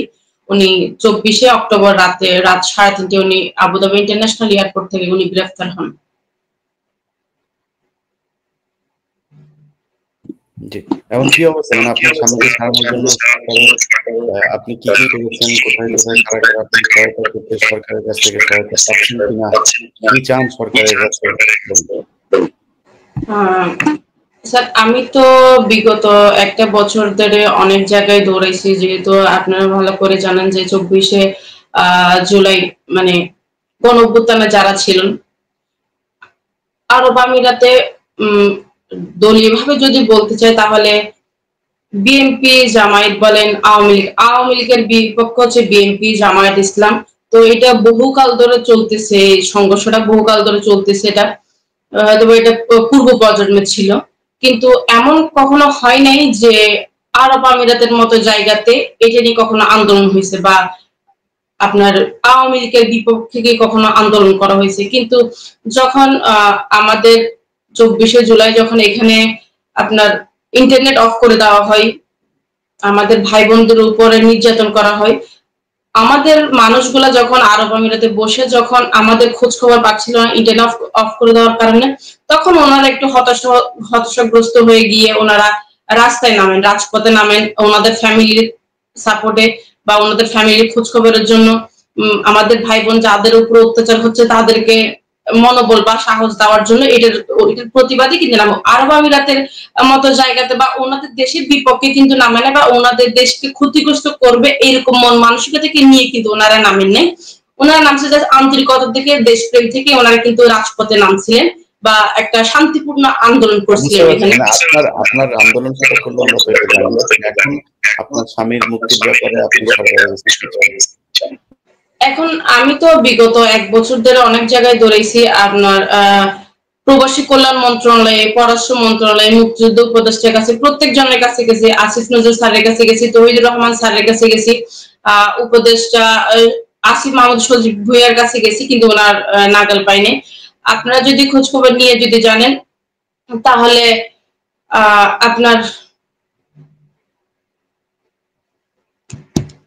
আপনার হচ্ছে যে কি আমরা বিগত দিনে অনেক জায়গায় গেছিলাম, কিন্তু কখনো ওনাদের কাছ থেকে সাহায্য সহযোগিতা পাইনি। আসিফ নজরুল স্যারকে বলছিলাম, স্যার বলছে, স্যার এমন ভাবে কথা বলে মনে হচ্ছে যে উনি আমাদেরকে তৎক্ষণাৎ কোন একটা সমাধান করে দিবেন, কিন্তু মূলত হচ্ছে যে এটা একটা ফ্যাক্ট যে উনি আমাদেরকে মুখে যেটা বলেন কিন্তু কাজের ক্ষেত্রে কিন্তু সেই কাজটা করেননি।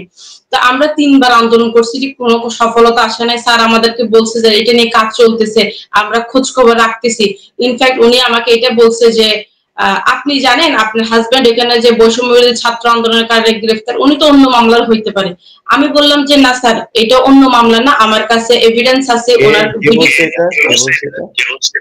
এটা আমাকে আসিফ নজরুল স্যারে বলছিল জুনের 22 তারিখে, আমরা যখন হোটেল ইন্টারকন্টিনেন্টের সামনে যখন আন্দোলন করছিলাম, তখন ওই দিনই রাত 8:30টার দিকে ওনার সাথে মিটিং করছিলাম আমরা। তখন ওনাকে আমি ওই মুহূর্তে বলছিলাম, উনি আমাকে রিপিট প্রশ্ন করতেছে যে আপনি কেমনে জানেন যে আপনার হাজবেন্ড মানে আন্দোলনে ছিল বা উনি এই মামলার জন্য আটককৃত। তো আমি বলছি স্যার আমার কাছে আমি বাকিদের গুলো না জানলে কিন্তু আমি আমার হাজবেন্ড জানি। উনি হচ্ছেন ওনার ভিডিও ফুটেজ আছে, ওনার কল রেকর্ডিং আছে, ওনার যাবতীয় ডিটেলস আমার কাছে আছে। উনি বলতেছে না, উনি এই মামলা, হয়তো এই মামলার মানুষগুলোকে ছেড়ে দেওয়া হয়েছে, হয়তো ওনারা অন্য মামলার হইতে পারে।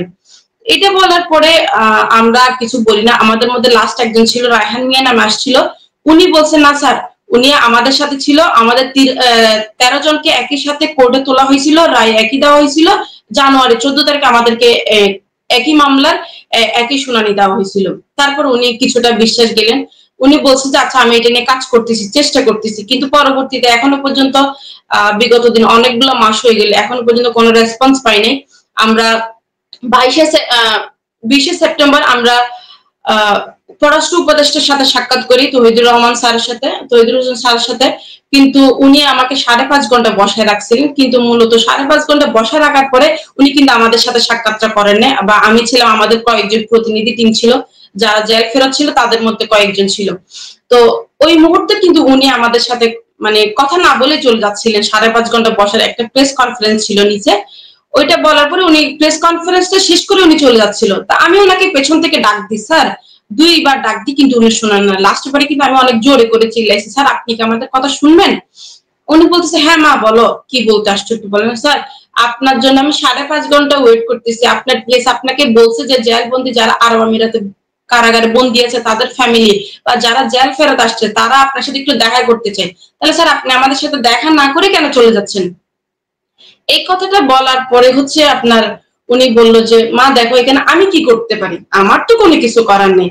আমি বলতে স্যার আপনি একজন ফরেন অ্যাডভাইজার হয়ে যদি এই কথাটা বলেন এটা কি মানানসই হইলো?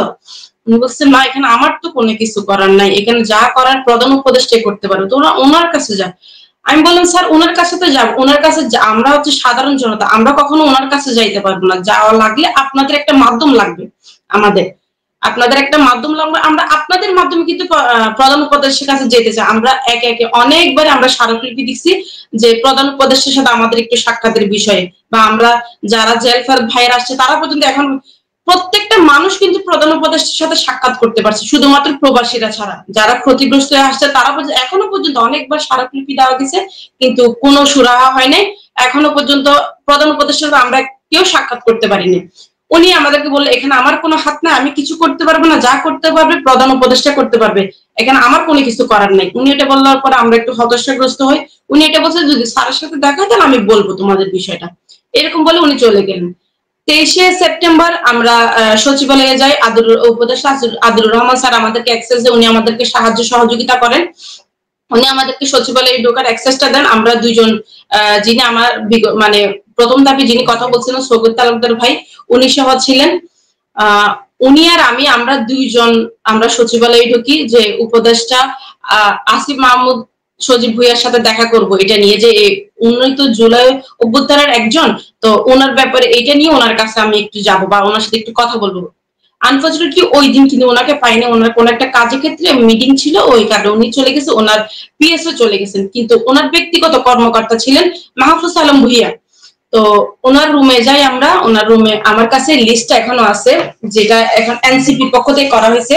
এই লিস্টটা আমি কিন্তু এই লিস্টটা নিয়ে কিন্তু ওনার কাছে যাই।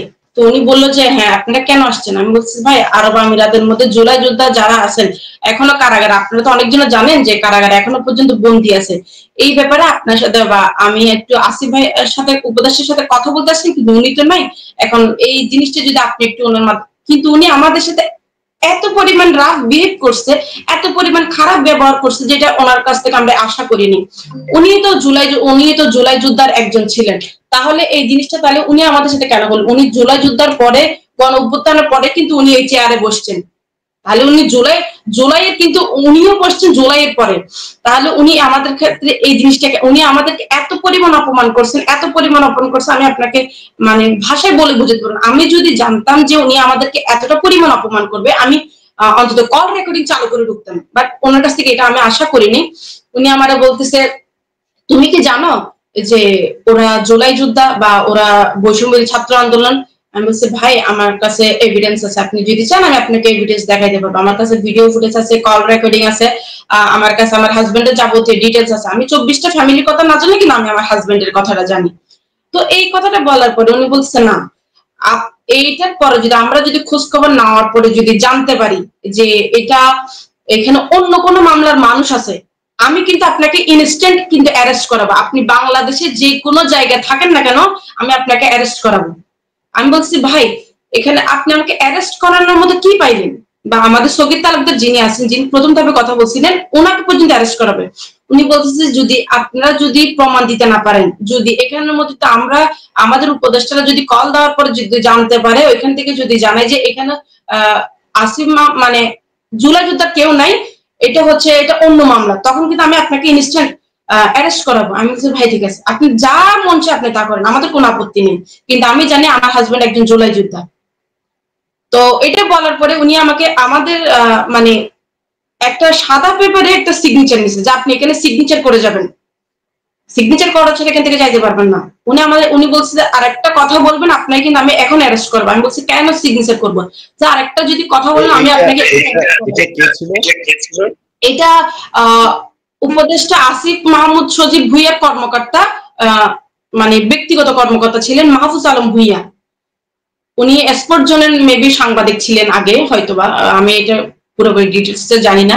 উনি আমাকে বলছে যে আপনি রিকোয়েস্ট নিয়ে আসছেন, আপনি মাথা নত করে কথা বলবেন।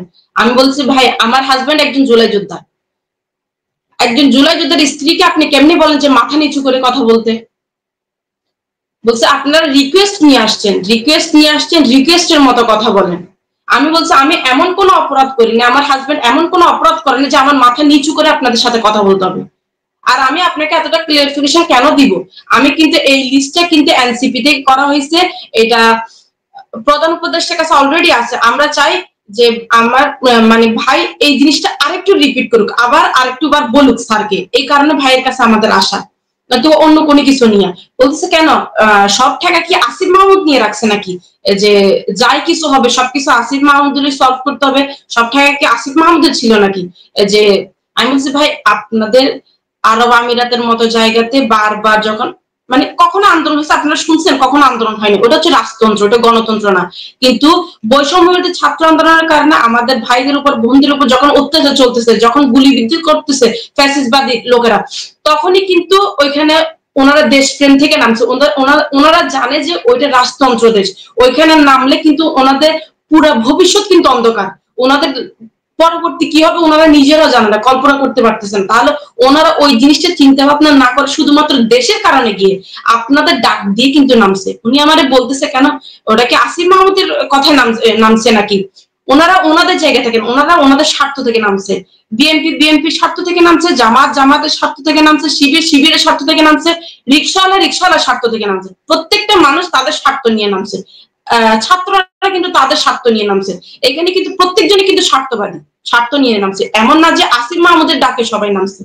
তো ভাই আপনাদের মানে আজকে একটা জিনিস বলতে চাই যে আমরা একটা বছর প্রত্যেকটা মানুষের কাছে দৌড়াইছি। আমি পথযাত্রায় 20 জুলাই যখন আসে মানে নাহিদ ইসলাম আসছিল আমাদের পথযাত্রাতে চট্টগ্রামে, আমি কিন্তু ওনার জন্য সকাল 10টা থেকে রাত 2:30 পর্যন্ত বসেছিলাম ফুটার সৈকতে।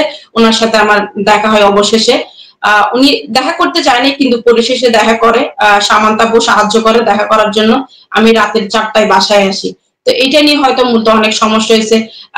ভাই এটা এনসিপির এখন বর্তমানে গিয়ে আমাদের সাহায্য সুবিধা আমরা কখনো কারো কাছ থেকে পাইনি, না আমরা উপদেষ্টাদের কাছ থেকে পাইছি, না অন্যদের না দলীয় কারো কাছ থেকে পাইছি। আমাদেরকে যতটুকু সাহায্য করছে আমি মনে করি আমাদেরকে যতটুকু সাহায্য করছে শুধুমাত্র এনসিপি।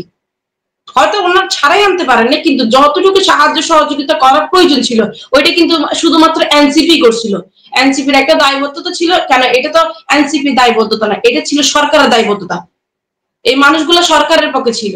আজকে সরকার বসছে শুধুমাত্র জুলাই অভ্যুত্থানের পরেই। তাহলে আমাদেরকে শুধুমাত্র একটা বছর প্রমাণ করতে লাগছে যে এই মানুষগুলা জুলাই আন্দোলনের না। আমি আজকে লাইভের মধ্যে বলতে চাই, উনি যদি লাইভটা দেখে থাকেন আমি ওনাকে বলতে চাই, মাহফুজ আলম ভুইয়াকে, ভাই আপনি যে আমাকে বলছিলেন যে আমার হাজবেন্ড একজন জুলাই যোদ্ধা না, আমি আপনাকে প্রমাণ সহ দিলাম। দেখেন যে ওনারা একজন আব্দুল হামিদ মারা গিয়ে কিন্তু প্রমাণ করে দিছে যে ওনারা জুলাই যোদ্ধা। বাংলাদেশ দূতাবাস থেকে কিন্তু এটা কনফার্মেশন করে দিছে। আপনার কি এখনো পর্যন্ত আর কোনো প্রমাণ চাই? তাহলে আমাদের সরকারের কাছে এটাই অনুরোধ যে স্যার আপনি একজন নোবেল বিজয়ী, আপনি একজন মান্যগণ্য ব্যক্তি, আপনার একটা যোগ্যতা আছে, আপনি চাইলে ফরেন কান্ট্রিতে যে আমাদের প্রথম 57 জন ভাইয়ের জন্য কল দিছিলেন, আপনি যদি একটু মানবতা হন হয়তো আপনার কথাটা অনেক বেশি গ্রহণযোগ্য হবে আরব আমিরাতে। আপনার সাথে একটা সুসম্পর্ক আছে, বা বাইরের দেশগুলোতে আপনাকে একটা অন্যভাবে ভালোবাসে, সেটা আমরা সবাই জানি। তো স্যার আপনি যদি পারেন, আপনি যদি চান, শুধুমাত্র আপনি একজনই পারেন যে আমাদের 24টা ফ্যামিলিকে বাঁচাইতে। আপনি যদি চান আমাদের 24টা ফ্যামিলি আব্দুল হামিদের মতো লাশ হয়ে ফিরে না আসুক, এটা পুরোটাই হচ্ছে সম্পূর্ণ হচ্ছে আপনার উপরে। আপনি যদি চান আমাদের 24টা ফ্যামিলিকে আপনি বাঁচাইতে পারেন, আপনি যদি চান আবার আমাদের 24টা ফ্যামিলিকে কিন্তু মারতেও পারেন। আর এখনো পর্যন্ত এই কেসটা কিন্তু এখনো পর্যন্ত চলমান। এই কেসটা এখনো পর্যন্ত উইথড্র করা হয় নাই। প্রচুর ভাইদের নামে লিস্ট করে রাখছে। এখনো যদি কোনো সুরাহা না হয়, এখন যদি এই কেসটা যদি বন্ধ করা না হয়, তাহলে কিন্তু আমরা যে একটা বছর সাফার করতেছি এই 24টা ফ্যামিলি, তো আমরা চাই না আমাদের মতো সাফার অন্য কোনো ফ্যামিলি করুক। আমার 2টা বাচ্চা আছে, আমার শ্বশুর শাশুড়ি অসুস্থ, আমি একটা মিডল ক্লাস ফ্যামিলির ওয়াইফ, মানে আমরা মিডল ক্লাস ফ্যামিলিতে বিলং করি। তো আমাদের আপনারা জানেন যে মিডল ক্লাস ফ্যামিলি এমন একটা ফ্যামিলি, হয়তো গরিবদেরকে কেউ সাহায্য করে, বড় লোক হলে তারে কেউ তার ব্যাংক ব্যালেন্স থাকে, কিন্তু মধ্যবিত্ত ফ্যামিলি এমন একটা যে কারো কাছে লজ্জার ভয়ে হাতে পারতে পারে না। তো আমার একটা বাচ্চা আছে ক্লাস 3-তে পড়ুয়া, আমি ওরে টাকার অভাবে, কিন্তু আমি কারণ সে ইংলিশ মিডিয়ামে পড়ে, ওই খরচটা বহন করার মতো সামর্থ্য এখন আমার কাছে নেই। যার কারণে একটা বছর আমি আজকে 6 থেকে 7টা মাস আমি আমার ছেলেকে স্কুল থেকে নামাই ফেলছি, বা 1 মাস চালাইলে তার পরবর্তীতে আমি কিন্তু এখন চালাইতে পারিনি। তো আমি আপনার মাধ্যমে ইলিয়াস ভাই এতটুকু বলতে চাই যে আমার মতো ফ্যামিলি বা আমার 24টা ফ্যামিলির মতো যাতে আর কোনো ফ্যামিলি না হয়। প্রত্যেকটা মা কান্না করতেছে, প্রত্যেকটা বাবা কান্না করতেছে, প্রত্যেকটা ছেলে কান্না করতেছে। আমার বাচ্চাটা যখন আমার হাজবেন্ডের ছবি দেখে যখন কান্না করে, আমি মা হয়ে তখন সহ্য করতে পারি না। আমার যখন কোয়েশ্চেন করে যে আম্মু সবার বাবার সাথে সবাই ঘুরতে যায়, তাহলে আমি কেন চাইতে পারি না? আমার কি বাবা নাই? আমার বাবা কখন আসবে? আমার আব্বুর ইচ্ছে করে না আমাদের জন্য ঘুরাতে? আমি তো আমার ছেলের এই জিনিসটা বলতে পারি না যে বাবা তোমার বাবা কারাগারে আছে। আমার ছেলে সবসময় মনে করে যে ওর আব্বু বাইরে আছে, কেন আসতেছেন? আমার সবসময় প্রশ্ন করে, কিন্তু আমি বলতেছি বাবা একটু ধৈর্য ধরে চলে আসবে। ও আমারে বলে যে বাবু কখন আসবে, তুমি সবসময় বলো চলে আসবে, কিন্তু আসতেছে না। আমার শাশুড়ি অসুস্থ হয়ে গেছে, উনি মেন্টালি সিক হয়ে গেছে, উনি স্ট্রোক করছেন, আমার শ্বশুর স্ট্রোক করছে শুধুমাত্র ছেলের শোকে। আমাদের 24টা ফ্যামিলির মধ্যে এমন পরিমাণ মা বাবা আছে যে এখনো পর্যন্ত বর্তমানে পর্যন্ত কিন্তু আপনার মানে মেডিকেল চক্কর কাটতেছে, আসা যাওয়া করতেছে। এতটা করুণ অবস্থা হয়ে গেছে। এমন এমন ফ্যামিলি আছে যে মানে চলার মতো অবস্থা নেই। আল্লাহ তাআলা কেমনে দুই মুঠো খাওয়াচ্ছে সেটা আল্লাহ ছাড়া কেউ জানে না। এমনটা করুণ অবস্থা। আমার মতো আমার 24টা ফ্যামিলির মতো অন্তত কারো না হোক। আমার সরকারের কাছে একটাই আবেদন, স্যার আপনি যদি চান আমাদের 24টা ফ্যামিলিকে আপনি বাঁচাইতে পারেন, আবার আপনি মারতেও পারেন। আমরা চাই যে আপনি 57 জনের জন্য যতটুকু আন্তরিকতা হয়েছিলেন ওই সেম আন্তরিকতাটা যদি স্যার আরেকটু বার দেখান তাহলে আমাদের 24টা ফ্যামিলি বেঁচে যাবে। আর আমার ভাইয়েরা যারা ক্ষতিগ্রস্ত হয়ে আসছে, যে আমার ভাই 212 জন যে ভাইগুলো আসছে তারা কোটি কোটি টাকা লস করে আসছে। আমরা চাই তাদের একটা ক্ষতিপূরণ হোক, আমাদের অতি দ্রুত ওনাদেরকে সাধারণ ক্ষমাই হোক বা প্রধান উপদেষ্টা কলের মাধ্যমে হোক এই জিনিসটা ওনারা করুক। অলরেডি আমরা একটা নিউজ পাইছি যে প্রধান উপদেষ্টা চিঠি দিয়ে বলছে, কিন্তু এটা কতটুকু সত্য বা কতটুকু মিথ্যা সেটা আমরা এখনো পর্যন্ত জানি না, সেটা আমাদের কাছে এখনো পর্যন্ত ধোঁয়াশা। ওই জিনিসটা আমরা চাই যে ওনারা যখন গতকালকে আমার হাজবেন্ড কল দিছে, উনি আমারে বলতেছে যে তোমরা কি করতেছো, আমাদের জন্য কি এখনো পর্যন্ত কোনো কিছু করতেছো না? আব্দুল হামিদ মারা গেছে, কিন্তু এখানে আরো 4টা মানুষ প্রচুর পরিমাণ সুস্থ। উনি আমারে বলতেছে যে আব্দুল হামিদ তো মারা গেছে, তোমরা লাশ একটা দেশে নিছো, আরো 4টা লাশের জন্য তোমরা প্রস্তুত থাকো, পারলে আমাদেরকে মাফ করে দিও। এই কথাটা যখন বলতেছে মনে হচ্ছে ভিতরের রুটা কেউ যেন একটু টেনে নিয়ে চলে যাচ্ছে। এই কথাগুলো শোনার মতো না, এতটা পরিমাণে কান্নাকাটি করতেছে। যখন আমার হাজবেন্ড যখন আমার শ্বশুরের কাছ থেকে মাফ চাইতেছে, বাবা আমি প্রচুর পরিমাণ সুস্থ, আমাকে মাফ করে দিও, আমার শ্বশুর তোর মাথা ঘুরে ইনস্ট্যান্ট জায়গায় পড়ে গেছে যে আমার ছেলেটা কি বললো, কেন বললো এতদিন পরে। ওনাদের এমন একটা অবস্থা যে ওনাদেরকে ডাক্তার দেখাইতে গেলে নাকি ওনাদের সিরিয়াল লাগে। আব্দুল হামিদ কিন্তু সুস্থ স্বাভাবিক ছিলেন, উনি 5 মাসের মাথায় কিন্তু আরব আমিরাতে যান এপ্রিল 21 তারিখে। ওনাকে কিন্তু আবুধাবি ইন্টারন্যাশনাল এয়ারপোর্ট থেকে যাওয়ার পথে কিন্তু ওনাকে গ্রেফতার করা হয়। তাহলে উনি যখন গেছিলেন তখন কিন্তু সুস্থ স্বাভাবিক ছিলেন। তাহলে উনি কেন হার্ট অ্যাটাক করছেন, কিসের কারণে হার্ট অ্যাটাক করছেন? উনি চিন্তায় মানে ওনার এতটা পরিমাণ মানসিক প্রেশার গেছে যে উনি হয়তো এটা সহ্য করতে পারেন না, কন্ট্রোল করতে পারেন, এটা ওনার কন্ট্রোলের বাইরে চলে গেছিল। কিন্তু এখন পর্যন্ত যে 24টা ফ্যামিলি আছে, 24টা মানুষ আছে, আমার ভাইয়েরা যারা আছে, আমার হাজবেন্ড যারা আছে, ওদের পরিস্থিতি এতটা পরিমাণ ভয়াবহ, ওরা কথা পর্যন্ত বলতে পারে না। ওরা যে মন খুলে একটু কথা বলবে ও মিনিটটা পর্যন্ত ওনার কাছে সর্বোচ্চ হচ্ছে 5 মিনিট, 5 মিনিটের মধ্যে 1.5 মিনিট ওনারা কেটে ফেলে। আর 3.5 মিনিট, 3.5 মিনিটের মধ্যে মানুষ হ্যালো বলতে চলে যায়। 3.5 মিনিটের মধ্যে মানুষ কি কথা বলে? ওনারা এত পরিমাণ কান্নাকাটি করে। আব্দুল হামিদ ভাইকে আমরা চাই ওনার ফ্যামিলি, উনি ছাড়া কেউ নাই। ওনার ওয়াইফের পাশে একজন হাজবেন্ড ছাড়া একজন স্ত্রীর পাশে কেউ থাকে না কখনো। তাহলে আব্দুল হামিদ ভাইয়ের যে অ্যাক্সিডেন্টটা হয়েছে বা ওনারা আমরা কখনো ফেরত আনতে পারবো না। আমরা চাই ওনাকে একটা রাষ্ট্রীয় মর্যাদা দেওয়া হোক, ওনার ফ্যামিলির দায়িত্বটা না হোক, ওনার মতো বিধবা যাতে আর কারো না হতে হয়।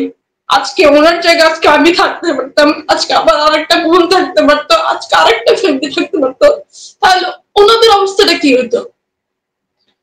আমরা আর লাশ দেখতে চাই না, লাশ প্রচুর দেখছি, আমরা আর লাশ দেখতে চাই না। আর লাশ দেখার মতো সক্ষমতাটুকু আমাদের মধ্যে নেই, মনোবলটুকু আমাদের মধ্যে নেই।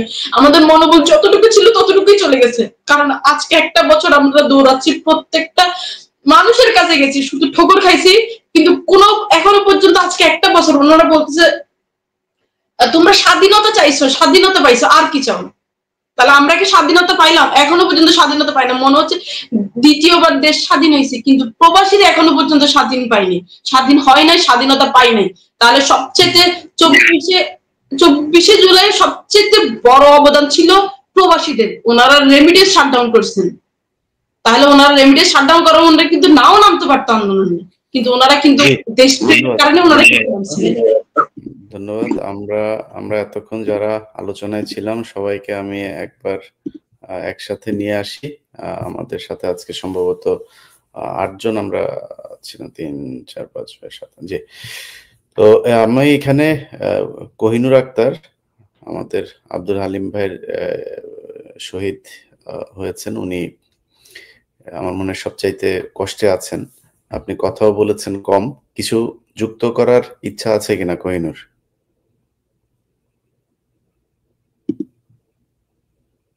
আপনার ইয়েটা একটু আনমিউট করেন, আপনার মাইক্রোফোনটা। হ্যালো, জি, আমাকে বলেন। শুনতে হুম।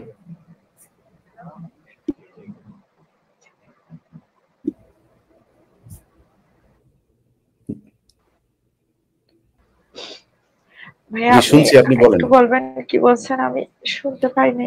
না, আপনার আর কোনো কিছু বলার আছে কিনা? আপনি অল্প কথা বলেছেন, 1 মিনিট মতো। জি, আমার আরো বলার আছে। জি। আমি চাই যে আমার হাজবেন্ডকে পাই নাই, আমার হাজবেন্ডকে তো মিতে আনতে হয়েছে, যে আমি চাই আর 24 জন যেন তাড়াতাড়ি ছাড়িয়ে নিয়ে আসেন ওদেরকে। ওইটা আপনাদের কাছে একটা রিকোয়েস্ট, সরকারের কাছে রিকোয়েস্ট।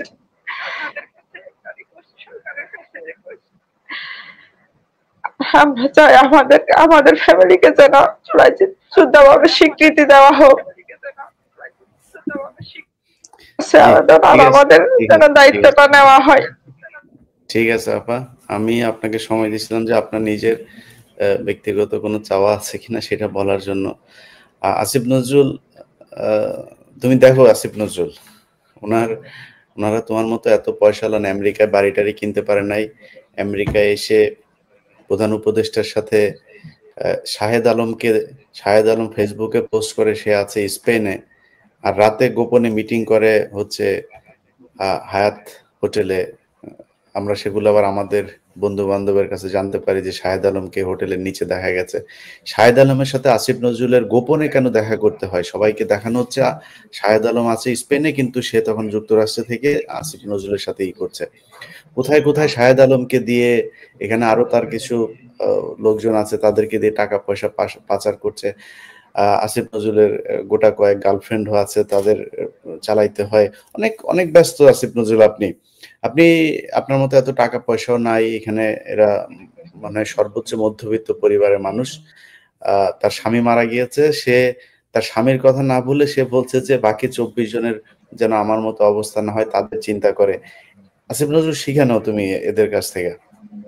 কিচ্ছু চাই না সরকারের কাছে, বাংলাদেশের মানুষের কাছে জানায় রাখলাম, এই দেশ আবার ফের হাইজ্যাক হয়েছে এই ছিনতাইকারীদের হাতে। এই দেশের যে স্বপ্ন, এই দেশের মানুষের যে স্বপ্ন, যে মানুষগুলো স্বপ্ন দেখে তাদের ভবিষ্যৎ নষ্ট করে, তারপরে আজকে উনি বললেন 3 বছরের বাচ্চা তাকে মানে তার বাবার যে প্রশ্ন, তার মায়ের কাছে যে প্রশ্ন করছে, প্রশ্নের জবাব তার কাছে নাই। এভাবে কাটছে প্রতিটা পরিবারের। সেই জায়গায় থেকে আপনারা এখন পর্যন্ত এদের সাথে একটু কথা বলার সময় পান না। এরা গেলে এদের সাথে দুর্ব্যবহার করেন, তাদেরকে জেলে নেওয়ার করেন। ডিম শুধু মাথায় না, ডিম নিচে দিয়ে ঢুকানো হবে। যেখানে যাবি এই বাংলাদেশের প্রতিটা মানুষ এগুলো মাথায় রাখছে। সবাই তোদের মতো জিম্মি হয়ে যায় নাই। কিছু মানুষ আছে, ইলিয়াস কেন দেশে যায় না? ওনারা দেশে যায়, ওনারা বিশাল বড় বড় সাংবাদিক, বিশাল বড় বড় ইনফ্লুয়েন্সার, বিরাট বড় ক্ষমতাশালী লোক, ওনারা দেশে যায় টাকার ভাগ নিয়ে আসে। ইলিয়াস এখনো দেশে যায় টাকার ভাগ নেওয়ার মতো ওই মস্তিষ্ক, ওই মানসিকতা তৈরি করতে পারে নাই, তাই যায় নাই। আজকের যে অনুষ্ঠানটি আপনারা দেখলেন, আমি আজকে একটু ব্যস্ততায় ছিলাম। আজকে সকালে, আপনাদের বাংলাদেশ সময় সকাল, অর্থাৎ আমি নিউ ইয়র্ক সময় আমার এখন দুপুর, আমি রাতে ঘুমানোর সময় এই যে সুমন সাহেব আমাকে জানালেন যে ভাই এই ব্যাপার। আমি খুব আশ্চর্য হলাম যে আপনারা এখনো এই অবস্থায় আছেন। আমি বললাম ঠিক আছে, আমি আমার ওই কাজ বাদ করে তারপরে আমি বললাম আমি আজকেই চেষ্টা করব থাকার জন্য। পরে এটা আমি বাংলাদেশের মানুষকে জানাইলাম। আমার মনে হলো খুব গুরুত্বপূর্ণ জানানো দরকার। আমার কাছে হয়তো এই বিষয়টা কিছু না, আপনার কাছে বিষয়টা, যে পরিবারের একজন যে ব্যক্তি ওইখানে জেলে আছেন তার জন্যই যে একজন মারা গিয়েছেন, আরো 4 জনের অবস্থা খারাপ, এগুলো তাদের জন্য অনেক বিশাল। কারণ তার মাথায় টেনশন একটা না, সে জেলে আছে শুধু ওইটা না, তার টেনশন তার পরিবার কি অবস্থায় আছে, তার ছোট বাচ্চাটা কি অবস্থায় আছে, তার মা কি অবস্থায় আছে। তারা জানে না কবে আসবেন। বাংলাদেশ হলে তো তাও জেলে গিয়ে দেখা করে আসতে পারতো, উকিল ধরার সুযোগ আছে, সেই সুযোগটাও তো সরকার যদি না করে দেয়, এটা করার সুযোগ নাই। তো তো সব মিলে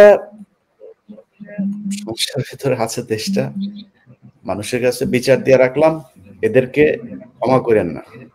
এই দেশে যাতে এদের বিচার হয়, ওরা টাকা পয়সা পাচ্ছে, টাকা পয়সা কামাচ্ছে, কোনো সমস্যা নাই, ওদের বিচার এই দেশের মানুষের করতে হবে। এত মানুষের রক্তের বিনিময়ে ক্ষমতায় আসার পরে যারা সেগুলো ভুলে গিয়েছে, সেই বিচার এই দেশের মানুষ একদিন করবে ইনশাআল্লাহ। সবাই ভালো থাকেন, আল্লাহ হাফেজ। সুমন ভাই কিছু অ্যাড করতে চান? জি ভাইয়া, আমার কথা হচ্ছে যে কি, এই আন্দোলনে সফল করার জন্য আমরা প্রবাসীরাই তো সর্বটুক দিয়েছি, আমরা টাকা পয়সাও দিয়েছি, আমাদের এই ব্যবসা বাণিজ্য হারিয়েছি, আমরা সবকিছু দিয়েছি। সবকিছু দেওয়ার পরও ওনাদের থেকে অন্তত সুন্দর ব্যবহারটাও যদি পাইতাম, আমাদের মনকে সান্ত্বনা দিতে পারতাম। আমাদের প্রত্যেকটা ভাইদেরকে দূর দূর সেই করেছে, মানে ওরা মানুষ বলে মনে করতেছে না। ওদের ওইখানে সচিবালয় মানে মন্ত্রণালয়ে গেলে ওরা আমাদেরকে মানুষ মনে করতেছে না, ওরা আমাদেরকে মানে কি দূষররা কি দূষকদের থেকেও মানে খারাপ বিপ করতেছে। এটা আমি সারা আপনার মাধ্যমে পুরো জাতিকে বলতে চাচ্ছি, এই দেশ স্বাধীন করেছি, এই যে লাল সবুজ ফ্ল্যাগ আমার পিছনে দেখা যাচ্ছে, এটির জন্য আমরা নতুন ভাবে দেশকে পুরো বিশ্ব থেকে মানে বাংলাদেশের ছোট ছোট বাচ্চারা পর্যন্ত, প্রাইমারি স্কুলের বাচ্চারা পর্যন্ত নেমেছে রাষ্ট্র সুন্দরভাবে চলার জন্য, রাষ্ট্র সুন্দরভাবে সবাইকে নিয়ে। এখন কি করতেছে, সবাই বাদ, যারা কুর্সিতে গদি মানে চেয়ারে বসে আছে শুধু ওরাই নিচ্ছে, ওরাই আমেরিকা, লন্ডন বিভিন্ন জায়গায় কি করতেছে, আমাদের কোনো দুইটা পয়সার পাত্তা দিচ্ছে না। তো দেশের মানুষ আমার মনে হচ্ছে খুব শীঘ্রই আবার কি করতে হবে, জানি না নির্বাচন দিয়ে বলছে দিবে কিনা। আর আমি আরেকটা কথা বলতে চাচ্ছি আপনার মাধ্যমে, সেটা হচ্ছে দেখি আমরা যারা আন্দোলন করেছি বেশিরভাগই বিএনপি পরিবারের, কিন্তু এখন পর্যন্ত বিএনপি থেকে আমাদের কোনো একটা পরিবারের খোঁজখবর নিচে এরকম বলতে পারবে না।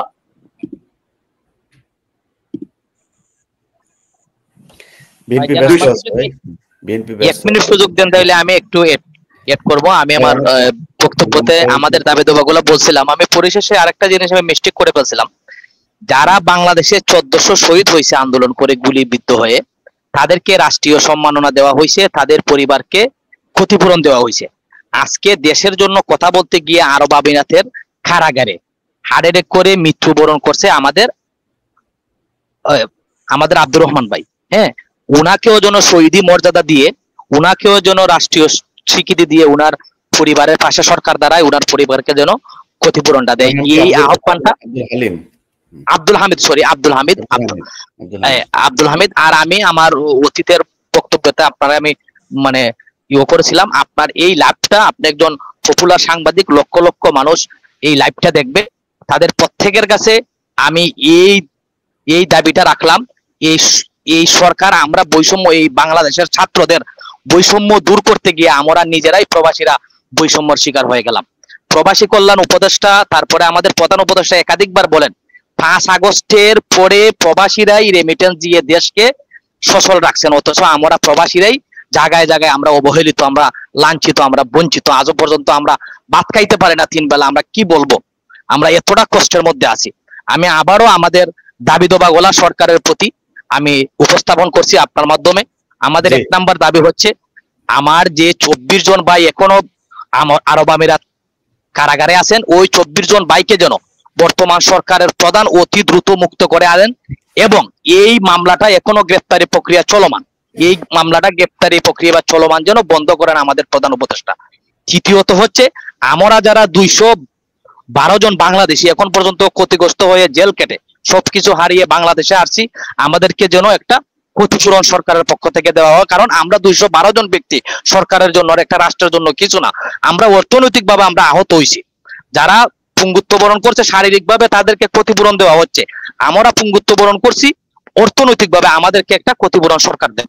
আমার পরের দাবিটা হচ্ছে, পরিশেষে যেটা আমাদেরকে নো এন্ট্রি দেওয়া হয়েছে আমিরাতে, আমাদের এই মিনিমাম 50 থেকে 60 জন ভাই পপুলার ব্যবসায়ী, ওইখানে লক্ষ লক্ষ দিরহামের ব্যবসা ছিল, কিছু আনতে পারে নাই। আমাদের প্রত্যেকের যেন নো এন্ট্রিটা উঠিয়ে দেওয়া হয়। সরকার যদি বলে এটা কঠিন, কেন কঠিন হবে? 2022 সালে তো পাকিস্তানের বেলায় এরকম করছে। পাকিস্তানের প্রধানমন্ত্রী যদি এরকম একটা কাজ করতে পারে, আপনি ডক্টর ইউনূস সরকার কেন পারবেন না? এটা আমার জাতির কাছে আবার প্রশ্ন, আপনার মাধ্যমে জাতির কাছে আমি এই দাবি দাবাগুলো আমি জানাচ্ছি। থ্যাংক ইউ ভাইয়া আমাদেরকে আপনার মূল্যবান সময় দেওয়ার জন্য। আপনাকে আমার এই প্রবাসী যোদ্ধা 212 জনের পক্ষ থেকে, এই 25 জন ফ্যামিলির পক্ষ থেকে এবং 2 কোটি প্রবাসীদের পক্ষ থেকে আপনাকে অনেক অনেক ধন্যবাদ। Thank you. আসসালামু আলাইকুম। জি, ভালো থাকেন।